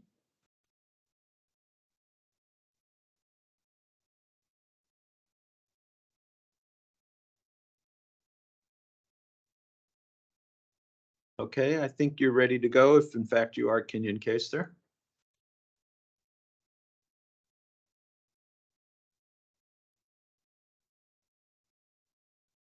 We just unmuted the person whose login said admin. Can everybody hear me okay? Yeah, you bet. Cool, cool. First off, I wanted to take the time to thank you for having me and thank you for your utmost attention up front. My name is Kenyon Case. I'm the CEO of Perican Farm, also known as Stone Age Joints. We're a processor located in Bellingham. Over the course of the past several years, we've had the pleasure of working with Walden as well as a handful of other farms in Okanagan County. Last Thursday's bulletin came as a complete shock not only to myself, but to my coworkers, colleagues, friends, and family.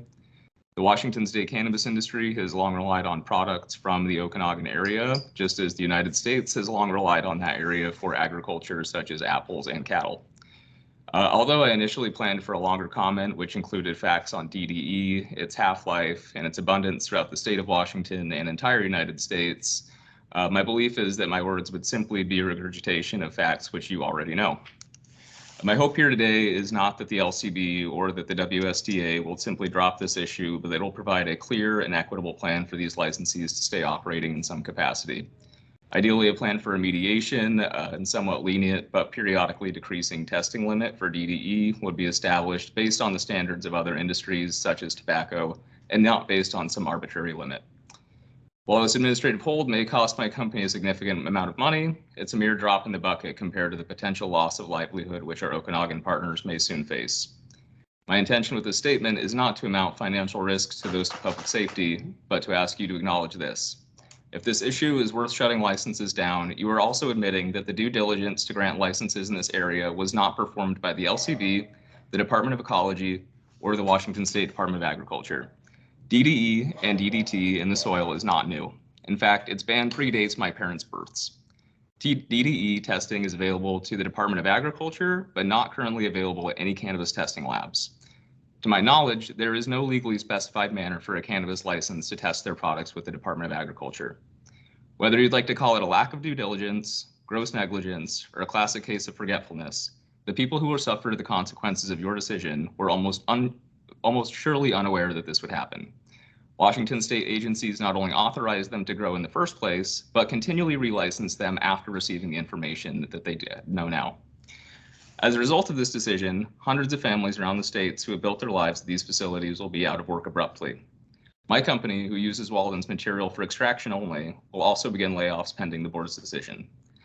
Regardless of what the board decides, irreparable damage has been caused to the reputations of the 18 affected licenses, and we are still today unclear of how to proceed. The LCB and the WSDA will likely receive backlash regardless of the next actions. Tens of thousands of consumers have already ingested the products which you've claimed as toxic from these areas. Whether it be a branded product for one of these farms or an end product created by a third-party processor, I estimate that this reach is far greater than just the simple 18 licenses affected. The state has had since 1972 to rectify this issue and several months since at least August 2022 when samples were taken to notify licensees of the potential issue, but licenses were only notified the day that they were being shut down. My company, Stone Age, will survive this. I'm not here out of self-interest, but because I think it's the right thing to do. My request to you is that you work through this issue tactfully rather than take a nuclear approach to an issue which has clearly not been of urgency for 50 years. Although our Okanagan partners have already suffered damages to their reputation, it's worth noting that the general public will continue to consume DDE throughout. You have 30 seconds. Thank you. It's worth noting that the general public will continue to consume DDE through other sources, and the Washington State's residual pesticide problem is not isolated to DDE, cannabis, or the Okanagan Valley. Thank you for your time. Next up is Greg Shields, if I'm pronouncing that right.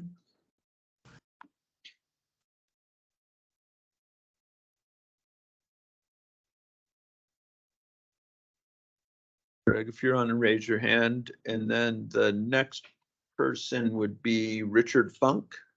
There's Greg. Okay, hold on one second. Greg, you should be able to go ahead.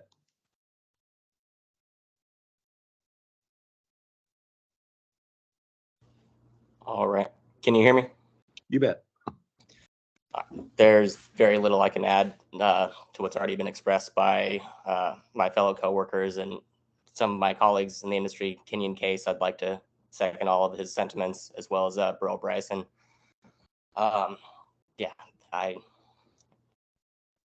just want to say how much this job means to me, and yeah, echo the sentiments of all of my friends who've already spoken. I've been with Walden for 5.5 years in a variety of roles, and in this time I've met some of my best friends, 2 of my groomsmen who've already spoken, my wife now of almost a year. This place has brought together a lot of really special people, and it brought us together because of our shared passions and our commitment to being good people and to doing our best in this industry, trying to set a higher standard and holding ourselves to higher standards for the products that we put out to our consumers. The proposed rulemaking would have a devastating impact on us, and it just couldn't happen to a more conscientious, good-hearted group of people. I would just like that you take that all into consideration when this is readdressed on April 22nd. Thank you for your time. Next up, Richard Funk.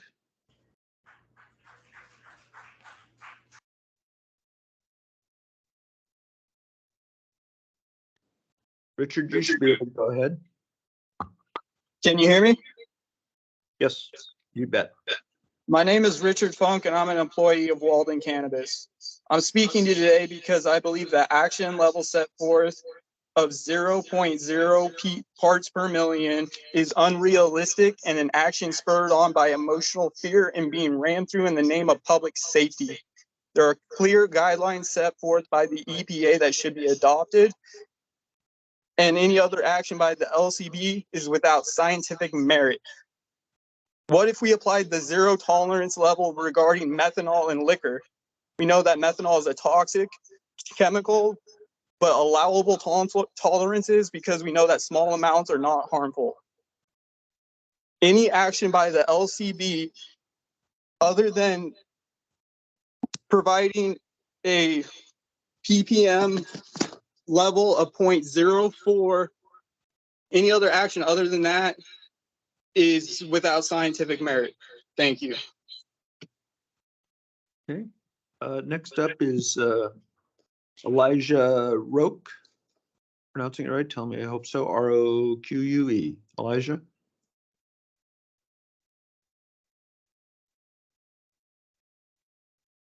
There you are. Okay, you should be able to go ahead, Elijah.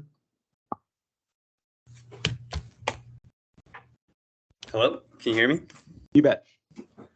Okay, so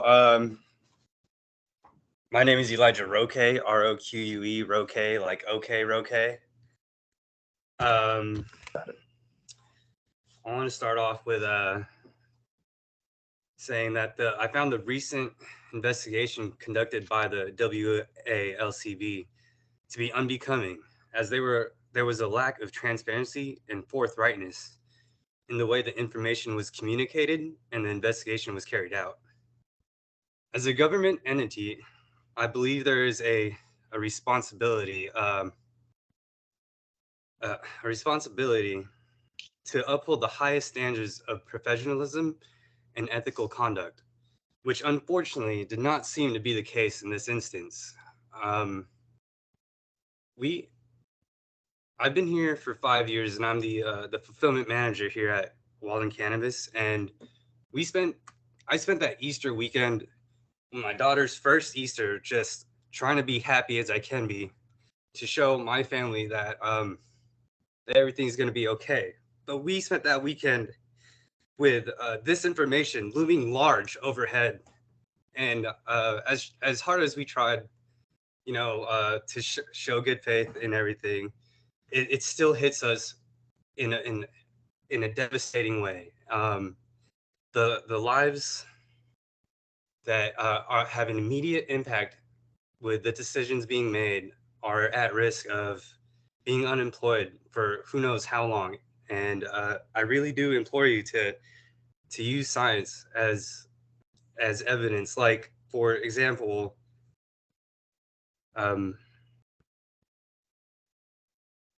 the Agency of Toxic Substances and Disease Registry states that no effects were seen in volunteers who took a small daily dose of DDT by capsule for 18 months. Things like that. Everything that has been said by each and one of my colleagues is something I back wholeheartedly. Thank you for this time. Thank you, Mr. Rook. David Busby.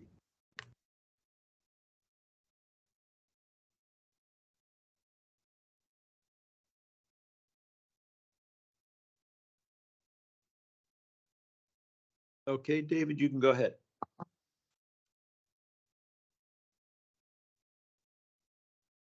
Phone check. We're hearing you loud and clear. Hello.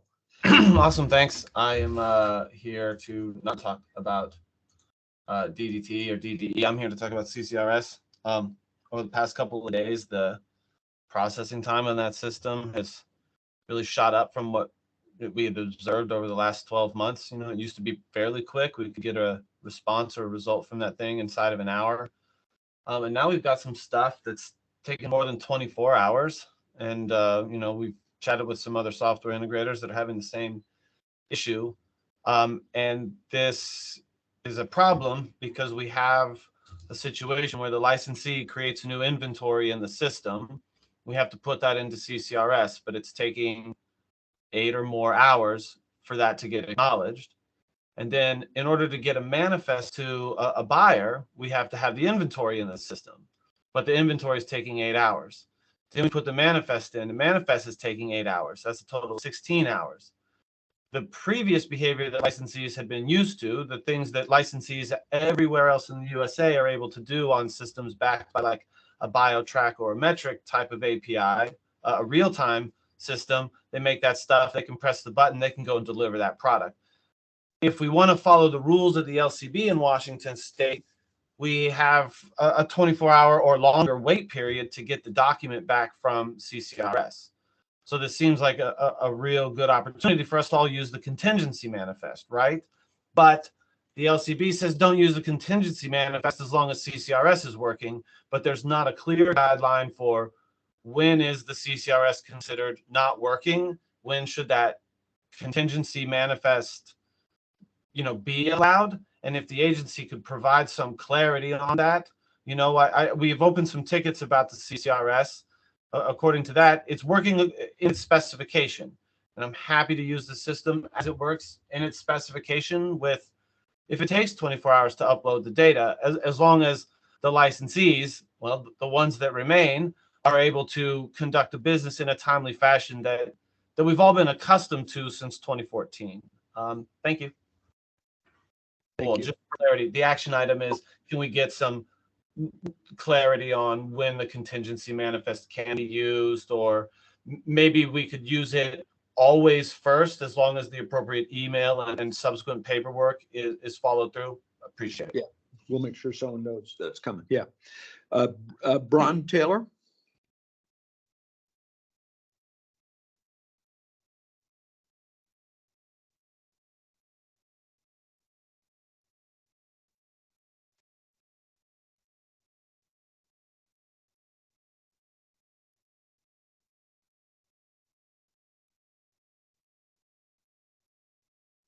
And the next person, either if we're not able to find Braun Taylor or after, would be Jeremy Moberg.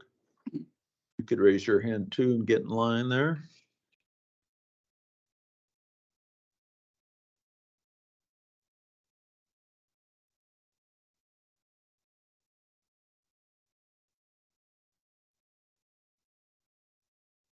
Appreciate everybody's patience. Still got a lot of people online.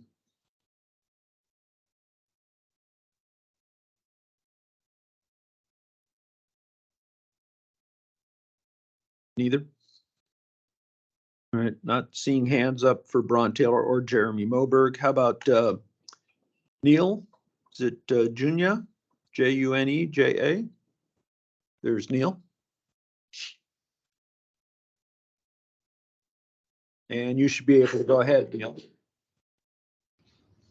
Hello, my name is Neil Juneja at Gleam Law. I'm the managing partner here, and I just wanted to briefly go over a few things regarding the DDE issue. The first is, I believe this is really an emotional response to a scientific question. Primarily, we have substantial research that went in at the federal level on what is a safe amount for inhalation from the EPA, far more research and evidence than we've done in this state. And those limits are 4 times higher than what we've set in this state. So I think we should rely on the federal government here, or at least do a scientific solution to this as opposed to an emotional solution. Second, the farms implicated are effectively the breadbasket of cannabis in the state of Washington. So we're not just talking about removing these farms from commerce, we're talking about a substantial majority of products on every shelf in the entire industry, from edibles to concentrates. We're implicating a decimation of the industry as a whole if we go ahead and carry this out. Third, with the holds, we've requested the actual results of the studies on this, and the LCB through enforcement has flat out refused to be transparent and provide this evidence whatsoever. So we really cannot review these objectively, and I find the lack of transparency to be highly suspect. And finally, I flew in from Germany this morning in order to be here today. And while I was meeting with law firms there, they knew about this issue. We've been getting calls from the New York Times, from Reuters, from the AP, asking for statements on this. And we were the first state, Washington and Colorado, we're stewards of cannabis worldwide. We set a good example or a bad example from the governmental standpoint, from an industry standpoint. And I mean, the fact that we're getting all these calls is a rather scary issue. I'd like to be a good example for the world and other states, as opposed to what not to do correctly. And that's what we're looking like right now. I think we really do need to go into this with a scientific standpoint. And that's really the issue I have with what's going on right now. Thank you very much. Let's see the rest of my time. I see Braun Taylor. Braun, you should be able to talk.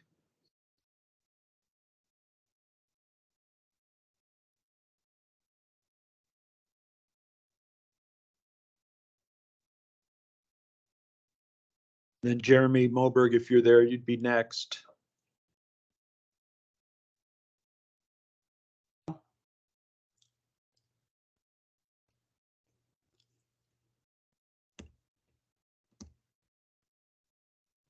Can you unmute me? You're unmuted. Okay, great. My name is Braun Taylor. 20 years ago, I was appointed the Samuel Hill Eminent Chair in Christian Ethics at the University of Florida. More importantly, I'm the father of the co-founders of Walden Cannabis, Anders and Kelsey Taylor, who I believe will speak to you later.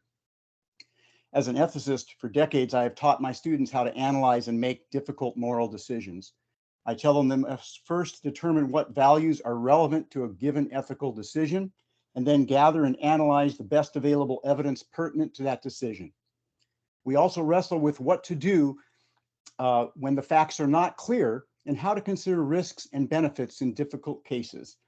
Often this is not easy, and you on the board know this quite well, and I'm sympathetic to the challenges that you face in your regulatory role. Now, quite obviously, I know Anders and Kelsey very well. Their values are based, that they based Walden Cannabis on included providing a quality, healthy product, which is why they do not use pesticides. They also elected to grow their plants outdoors and in the sun in order to minimize carbon footprints from their business. I also know how much they care about their employees. It's a little hard not to be choked up about this, that they are heartbroken at the prospect that their business might fail, and all these good people who you have been hearing from will lose their jobs, livelihoods, and as you heard, their careers. I also know that there are residual pesticides in the soil at their farm that are being, that if there are residual pesticides in the soil at the farm, which would not be surprising, that they're being found in unhealthy levels. And if they're being found in unhealthy levels in their products, that Anders and Kelsey will readily agree that those products should not be distributed. But I also know how studiously they study all the relevant facts.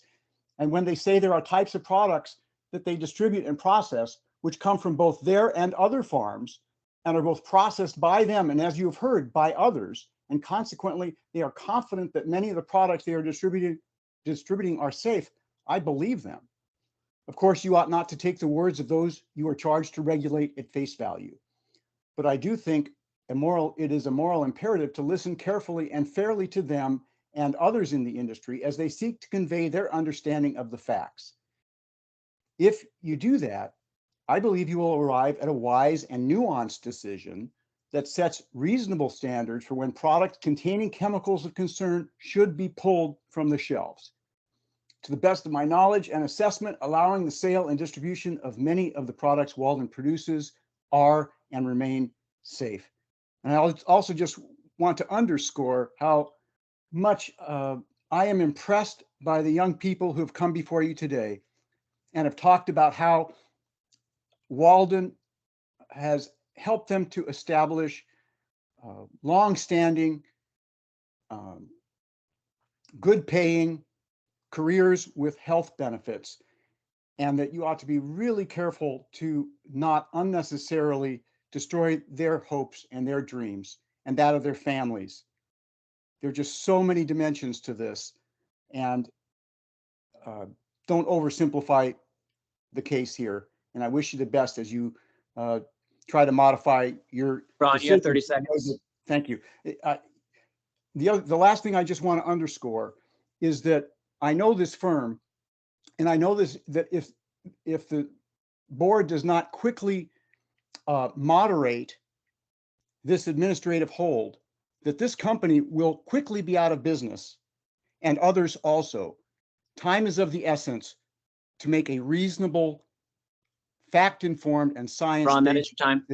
Thank you for listening. Thank you. Jeremy, we're going to go to you next.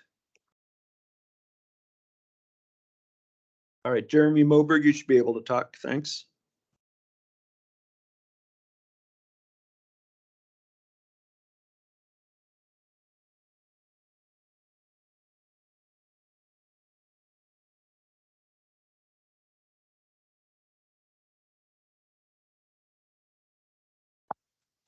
Jeremy, you're unmuted at our end. Not able to hear you yet. And the next person up would be Justin Rodriguez.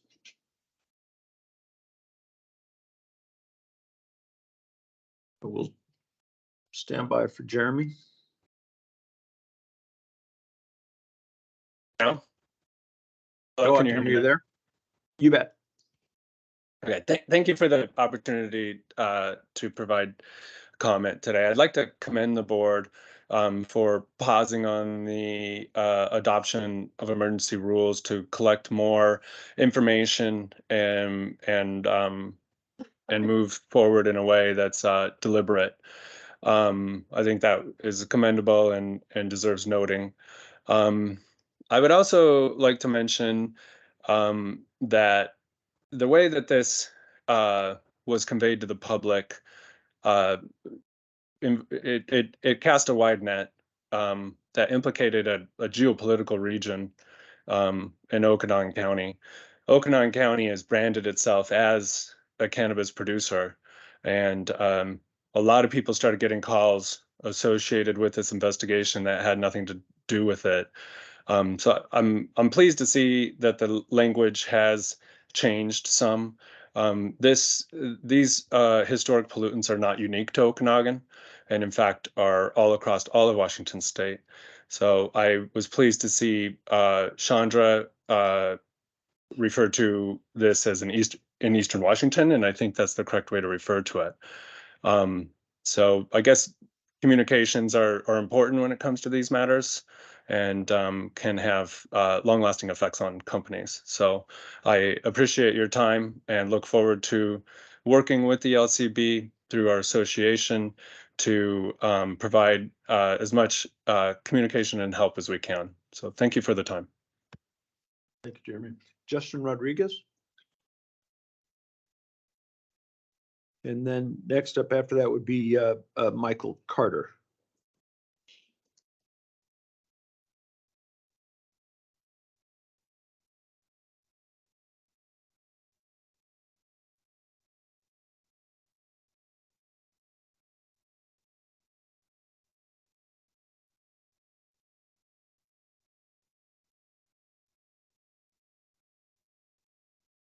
Justin Rodriguez or Michael Carter.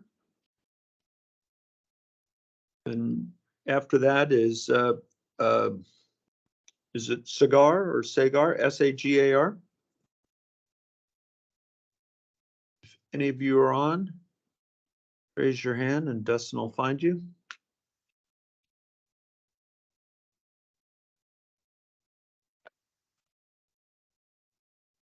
There we go. Okay, Sagar, you should be able to go ahead. Hi, can you hear me okay? You bet. Okay, awesome. Yeah, so my name's Sagar Gongro. I work with Walden Cannabis. I work with them as a sales executive. And yeah, I want to thank you guys for at least pushing the vote out a bit before we get more information. There's not much I can cover that we haven't covered already, so I guess I will kind of touch on a few things here.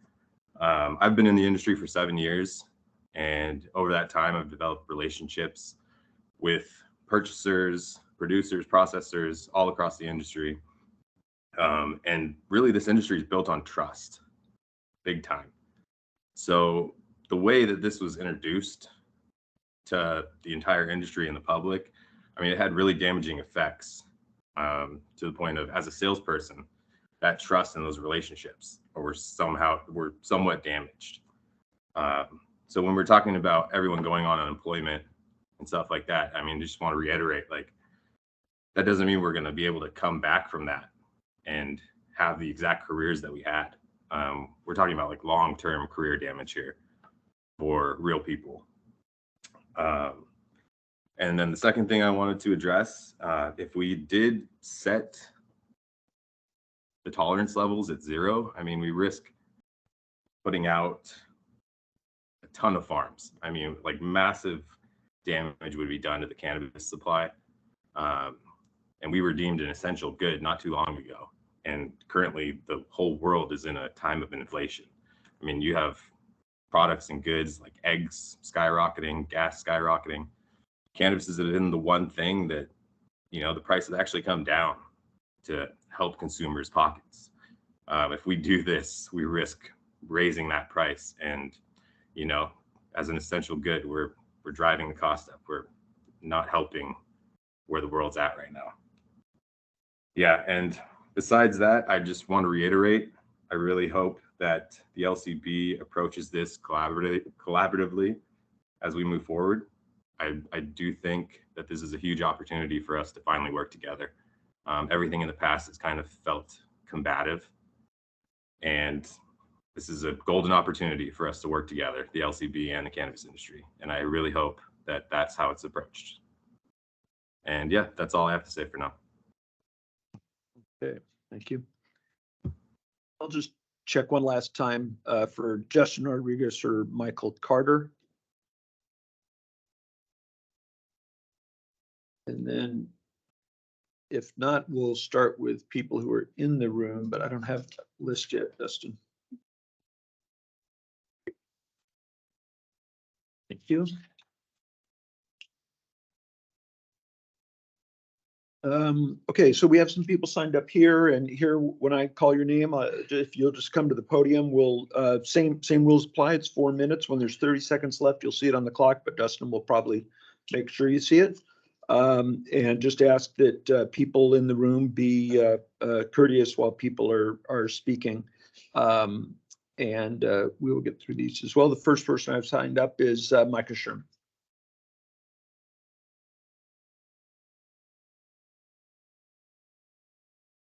Hi there. Thanks for the opportunity to speak. For the record, my name is Micah Sherman, and I have a small farm here in the Olympia area and also serve on the board of the Washington Sun and Craft Growers Association. First, we just wanted to thank you guys for delaying action on this. We think that was the right call. There's quite a lot of work to do to get this situation resolved, and a little bit more time to do that is definitely in order. So we appreciate that. I don't have a whole lot else to say besides our organization is just wants to go on the record and say that we're not interested in being like the tobacco industry. We want to make sure that we're approaching this situation with a much more cooperative and collaborative approach than that industry. We're not interested in seeing tobacco companies as a part of this industry. That's something that we're involved with at the national level to ensure that the same sorts of corporate malfeasance that occurred in that industry for decades doesn't become a part of this industry. And we want to be very clear about that separation. It's very important that we do better than that industry. So there's lots of other agricultural standards we can look to that I think are going to inform what to do here. But we just want to say that very equivocally that the tobacco industry is not a role model, is not a guiding light, and is not something that we should be embracing. Thank you. Thank you. Next up is Anders Taylor. Thank you for having me. I am Anders Taylor. I'm one of the founders of Walden Cannabis. I had some statements prepared today that many of the things I was going to talk about have been covered related to, just making sure that we're looking at the science. But I guess, yeah, a lot of my employees have definitely made me very emotional. One of the things I want to make sure is we don't conflate what was just said with respect to behaving like the tobacco industry and using EPA guidance as it relates to the science behind what the standards are for health. Because I think it's very important right now. One of the reasons that we've gotten ourselves into this situation is that the LCB's default 0.1 ppms has kind of led to a situation where some results were popping higher than that, some were lower, and because the board saw a few results that were higher than that consecutively, it led to a decision that I don't think was very well considered. I certainly didn't consider the complexity of the business that I run. For example, when this order was delivered, the captain called me on Thursday evening, and he called me with no information to provide me about how the decision was come to or what the decision was being based upon. Furthermore, he didn't have any test results to share with me at the time, nor was the board able to share test results with me the following day when I called later to follow up with Chandra. And in my conversation with her, she conveyed test results that were at 1 ppms back in the middle of the summer, which was astonishing to me in that conversation, because if that was the case, then I would have expected immediate action by the board, given what I understood to be the health consequences, potential health consequences. I mean, the EP's done the science, right? And the reason that she had told me that she, and my attorney Neil was on the phone when we had this conversation, the reason she told me that the limits were raised was that we went from 1 ppms up to 2 ppms. And that was the reason we had to take immediate action. Okay, well, that seems reasonable, except that I haven't seen any test results to support that. Jim McCrae, who spoke first here today, was kind enough to provide me with some of the test results that he has related to this, which I don't think I can provided those to the board yet, but what I have there, I can certainly provide. The highest of the test results that I've seen goes back to the middle of 2020. And that is the only test result that I've seen that goes above that 0.4 ppm guideline. And so it has me wondering what happened at that point in time. And also, how is it that we came to a decision that was different in this case than in a situation where it's 4 times lower than what they found at that time, where they shut down not just one location, but the letter was so sloppily written that came to me that it said that all of my facilities needed to be shut down. And having gotten that message on a Thursday evening, right before Easter weekend, I was very distraught. And we don't have much money. We go paycheck to paycheck. Anders, I apologize. I missed your 30-second warning. And it's very important for the board to understand the kind of impact this has had. I currently cannot plant. So I would like to implore the board to reconsider this broad administrative hold beyond just the Everett facility and consider swiftly acting to move towards tobacco guidelines so that we can make some decisions about what to do in the spring right now. I understand. I hope you'll be willing to have a meeting with me later today. I'm going to be around all day and to meet with Chandra as well, who I know was part of this decision-making process. Should we keep moving here? Thank you. Thank you. Kelsey Taylor's next.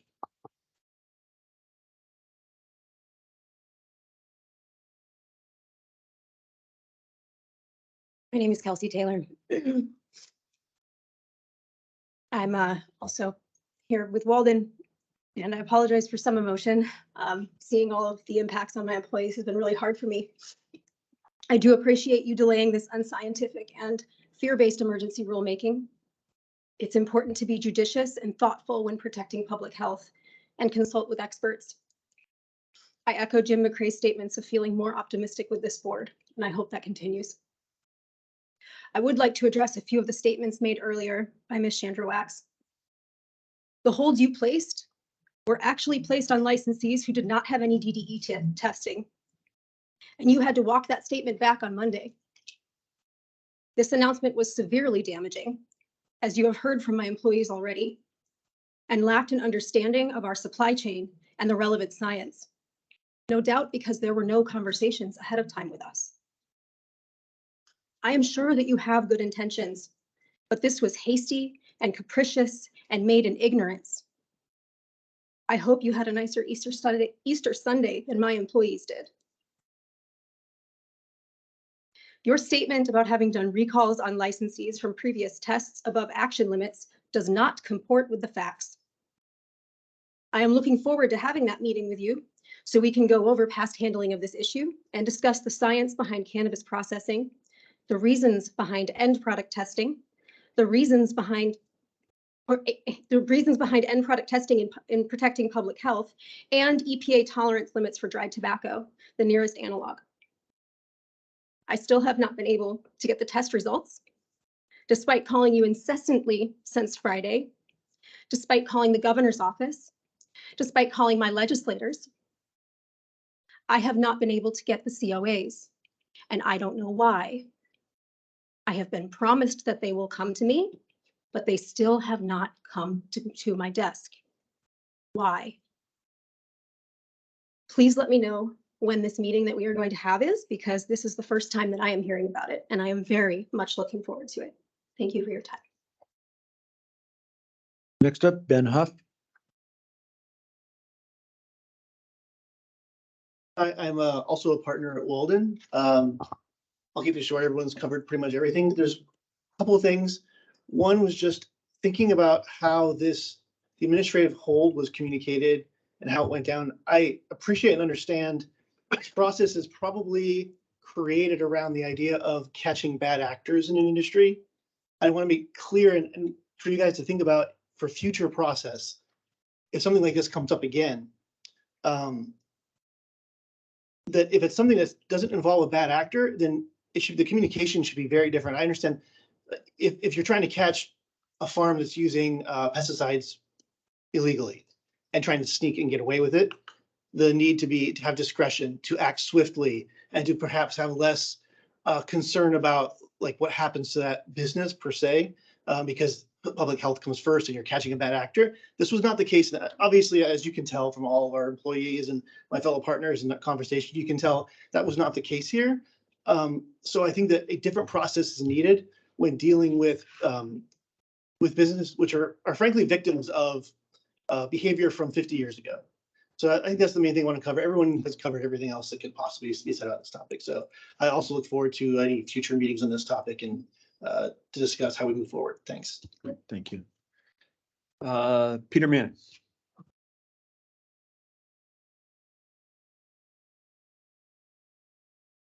Good afternoon, board. Good afternoon, board chairman, Valandroff and Olive Garrett. My name is Peter Manning from Black Excellence Cannabis. This week was, it was different for us at our organization. We actually worked in tandem with the LCB to get 5080 passed. It's a great bill. We'd like to thank the LCB because we know that you guys worked really hard on this to make this bill pass. We were down there at the legislative session pretty much for the 90 days that it took to get it through. We appreciate you guys. We want you to know that those in our community recognize that effort as well.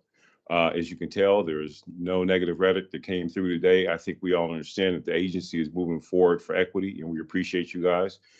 We most definitely think the agency made a great choice in picking Mark as a legislative person that represents, a liaison that represents the agency. He is wonderful, phenomenal, very easy to get along with and to communicate with, and he's sincere about what he's doing. That was a great pick. Whoever did that, hey, kudos to you. Nicola Reed is instrumental, and she has been helpful with our agency as well. I mean, with our organization. We appreciate her. I'd like to give her a shout out as well. David Postman, Ollie Garrett, and Valandroff, you guys have done a phenomenal job. Please understand that we see you guys, we recognize you guys, and you guys have done a great 5080 rocks. We made some amendments. You guys agreed with them. It's beautiful. Thank you very much. Thank you. Mike Stein. You are up. Usually it's a good morning, but we're in the afternoon now. So good afternoon, board members and people here present. Want to say I'm very compassionate about Walden, what's going on. Not really understanding, but I just wanted you to know that Black Access to Cannabis, we are behind you. We're supportive of that. We come from the medical days. We're pioneers. So just want you to know that you have our support. I'm Mike Asai, Emerald City Collective Vice President of Black Access to Cannabis. 5080, expanding social equity, success for Black and Brown communities. LCB presenting this legislation for social equity program success was very important. January 10th, 2023, Black Access to Cannabis gave suggested amendments to Senate Bill 5080. These amendments expanded the social equity program to 2032, also added producer processor licenses for social equity. I want to give a huge thanks to Senator Saldana, Representative Intiman, Representative Reeves, Board Member Garrett, Board Member Postman, Board Member Valandroff, Mark Webster, Rick Garza, and LCB staff. Last but not least, I want to give a thanks to Paula Sardinas, former Representative Pettigrew, once again, Ollie Garrett, and Peter Manning for bringing social equity for bringing social equity in cannabis to Washington State. Because of Peter not giving up the fight for inclusion dating back to 2015, we have social equity in cannabis in Washington State. It took courage and a lot of persistence over many years. I personally thank Peter. My family and friends personally thank Peter. And I just can't thank him enough, and all others who've been a part of social equity. Thank you. Thank you, Mike. Last person signed up is Gregory Foster.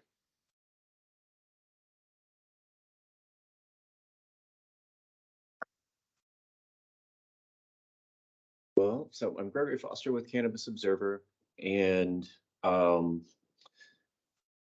today has been an interesting one. And I want to commend the board members for their courage.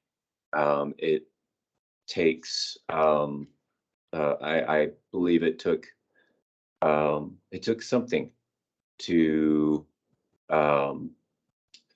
to go against what your staff have been telling you, to recognize and to listen to your stakeholders, to listen to consumers, and to recognize that we just needed to take a pause on this one. And there have been lots of things that have been expressed today. I'm very impressed with the testimony that has been provided. I think it's been very reasonable, very heartfelt, and I know that y'all heard that. It sounds like there is still a lot of work to do on this one, but it mainly revolves around the definition of an action level. You've heard recommendations to look to the federal government for guidance on similar products. And there's an element here, though, also that's also tied up in the THC bill that was put forward by the agency around this idea of being able to detect very low levels of these compounds.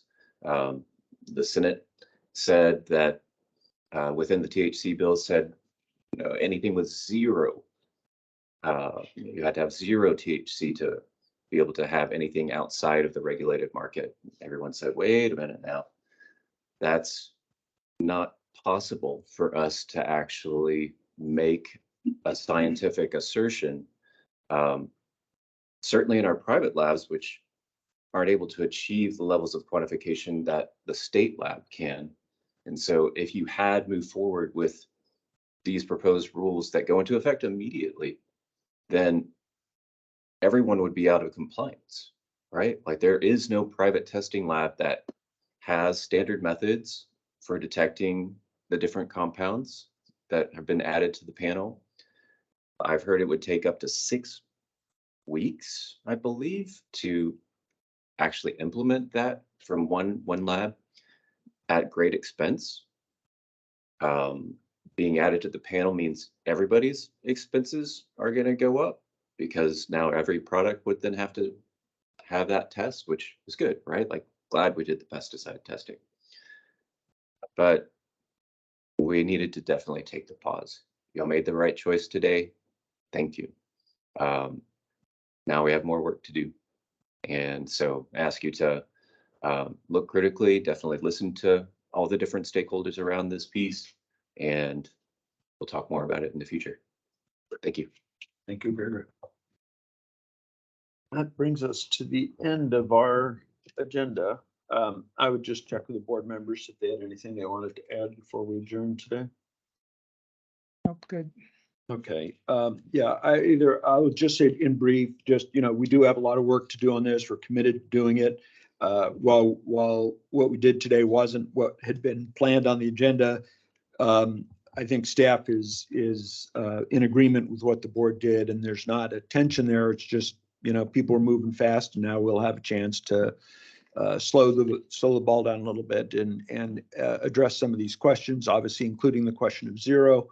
And other things, the specific geographic area I'm interested in, and others. I think it's not unreasonable to be concerned about the test results, and I heard that from some of the testimony today that people are, not everybody, but some are, and I think we are doing what we need to do to look at that.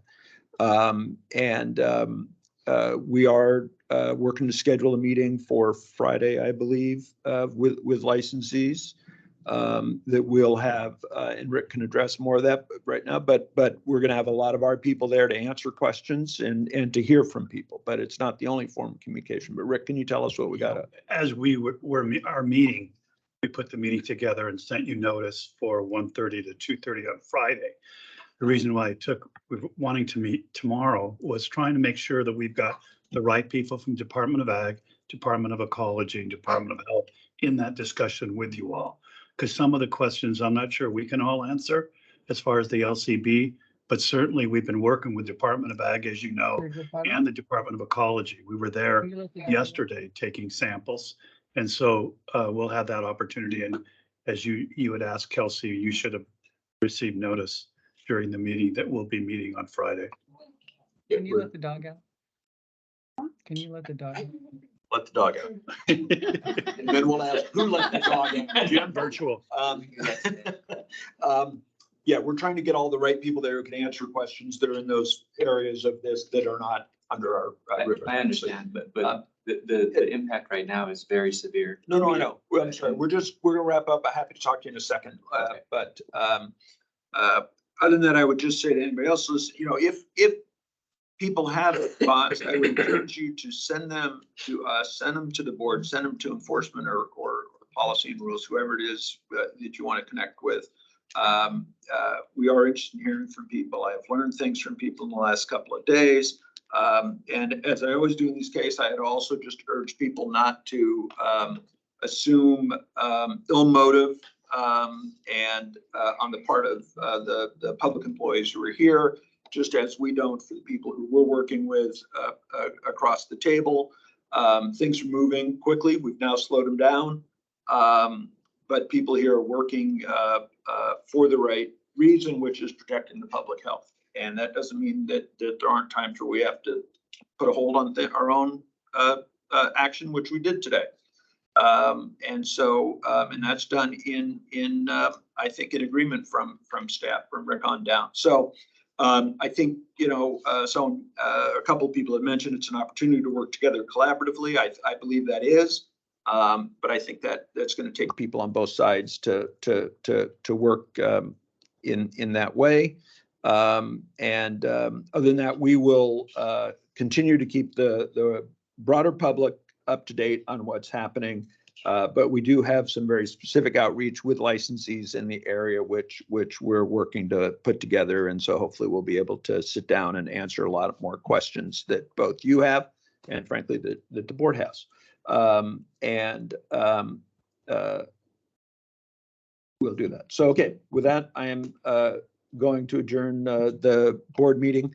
And we will be sure to keep people up to date on when we are going to bring back rules or whatever those next steps will be. So with that, we're adjourned for the day. Thank you.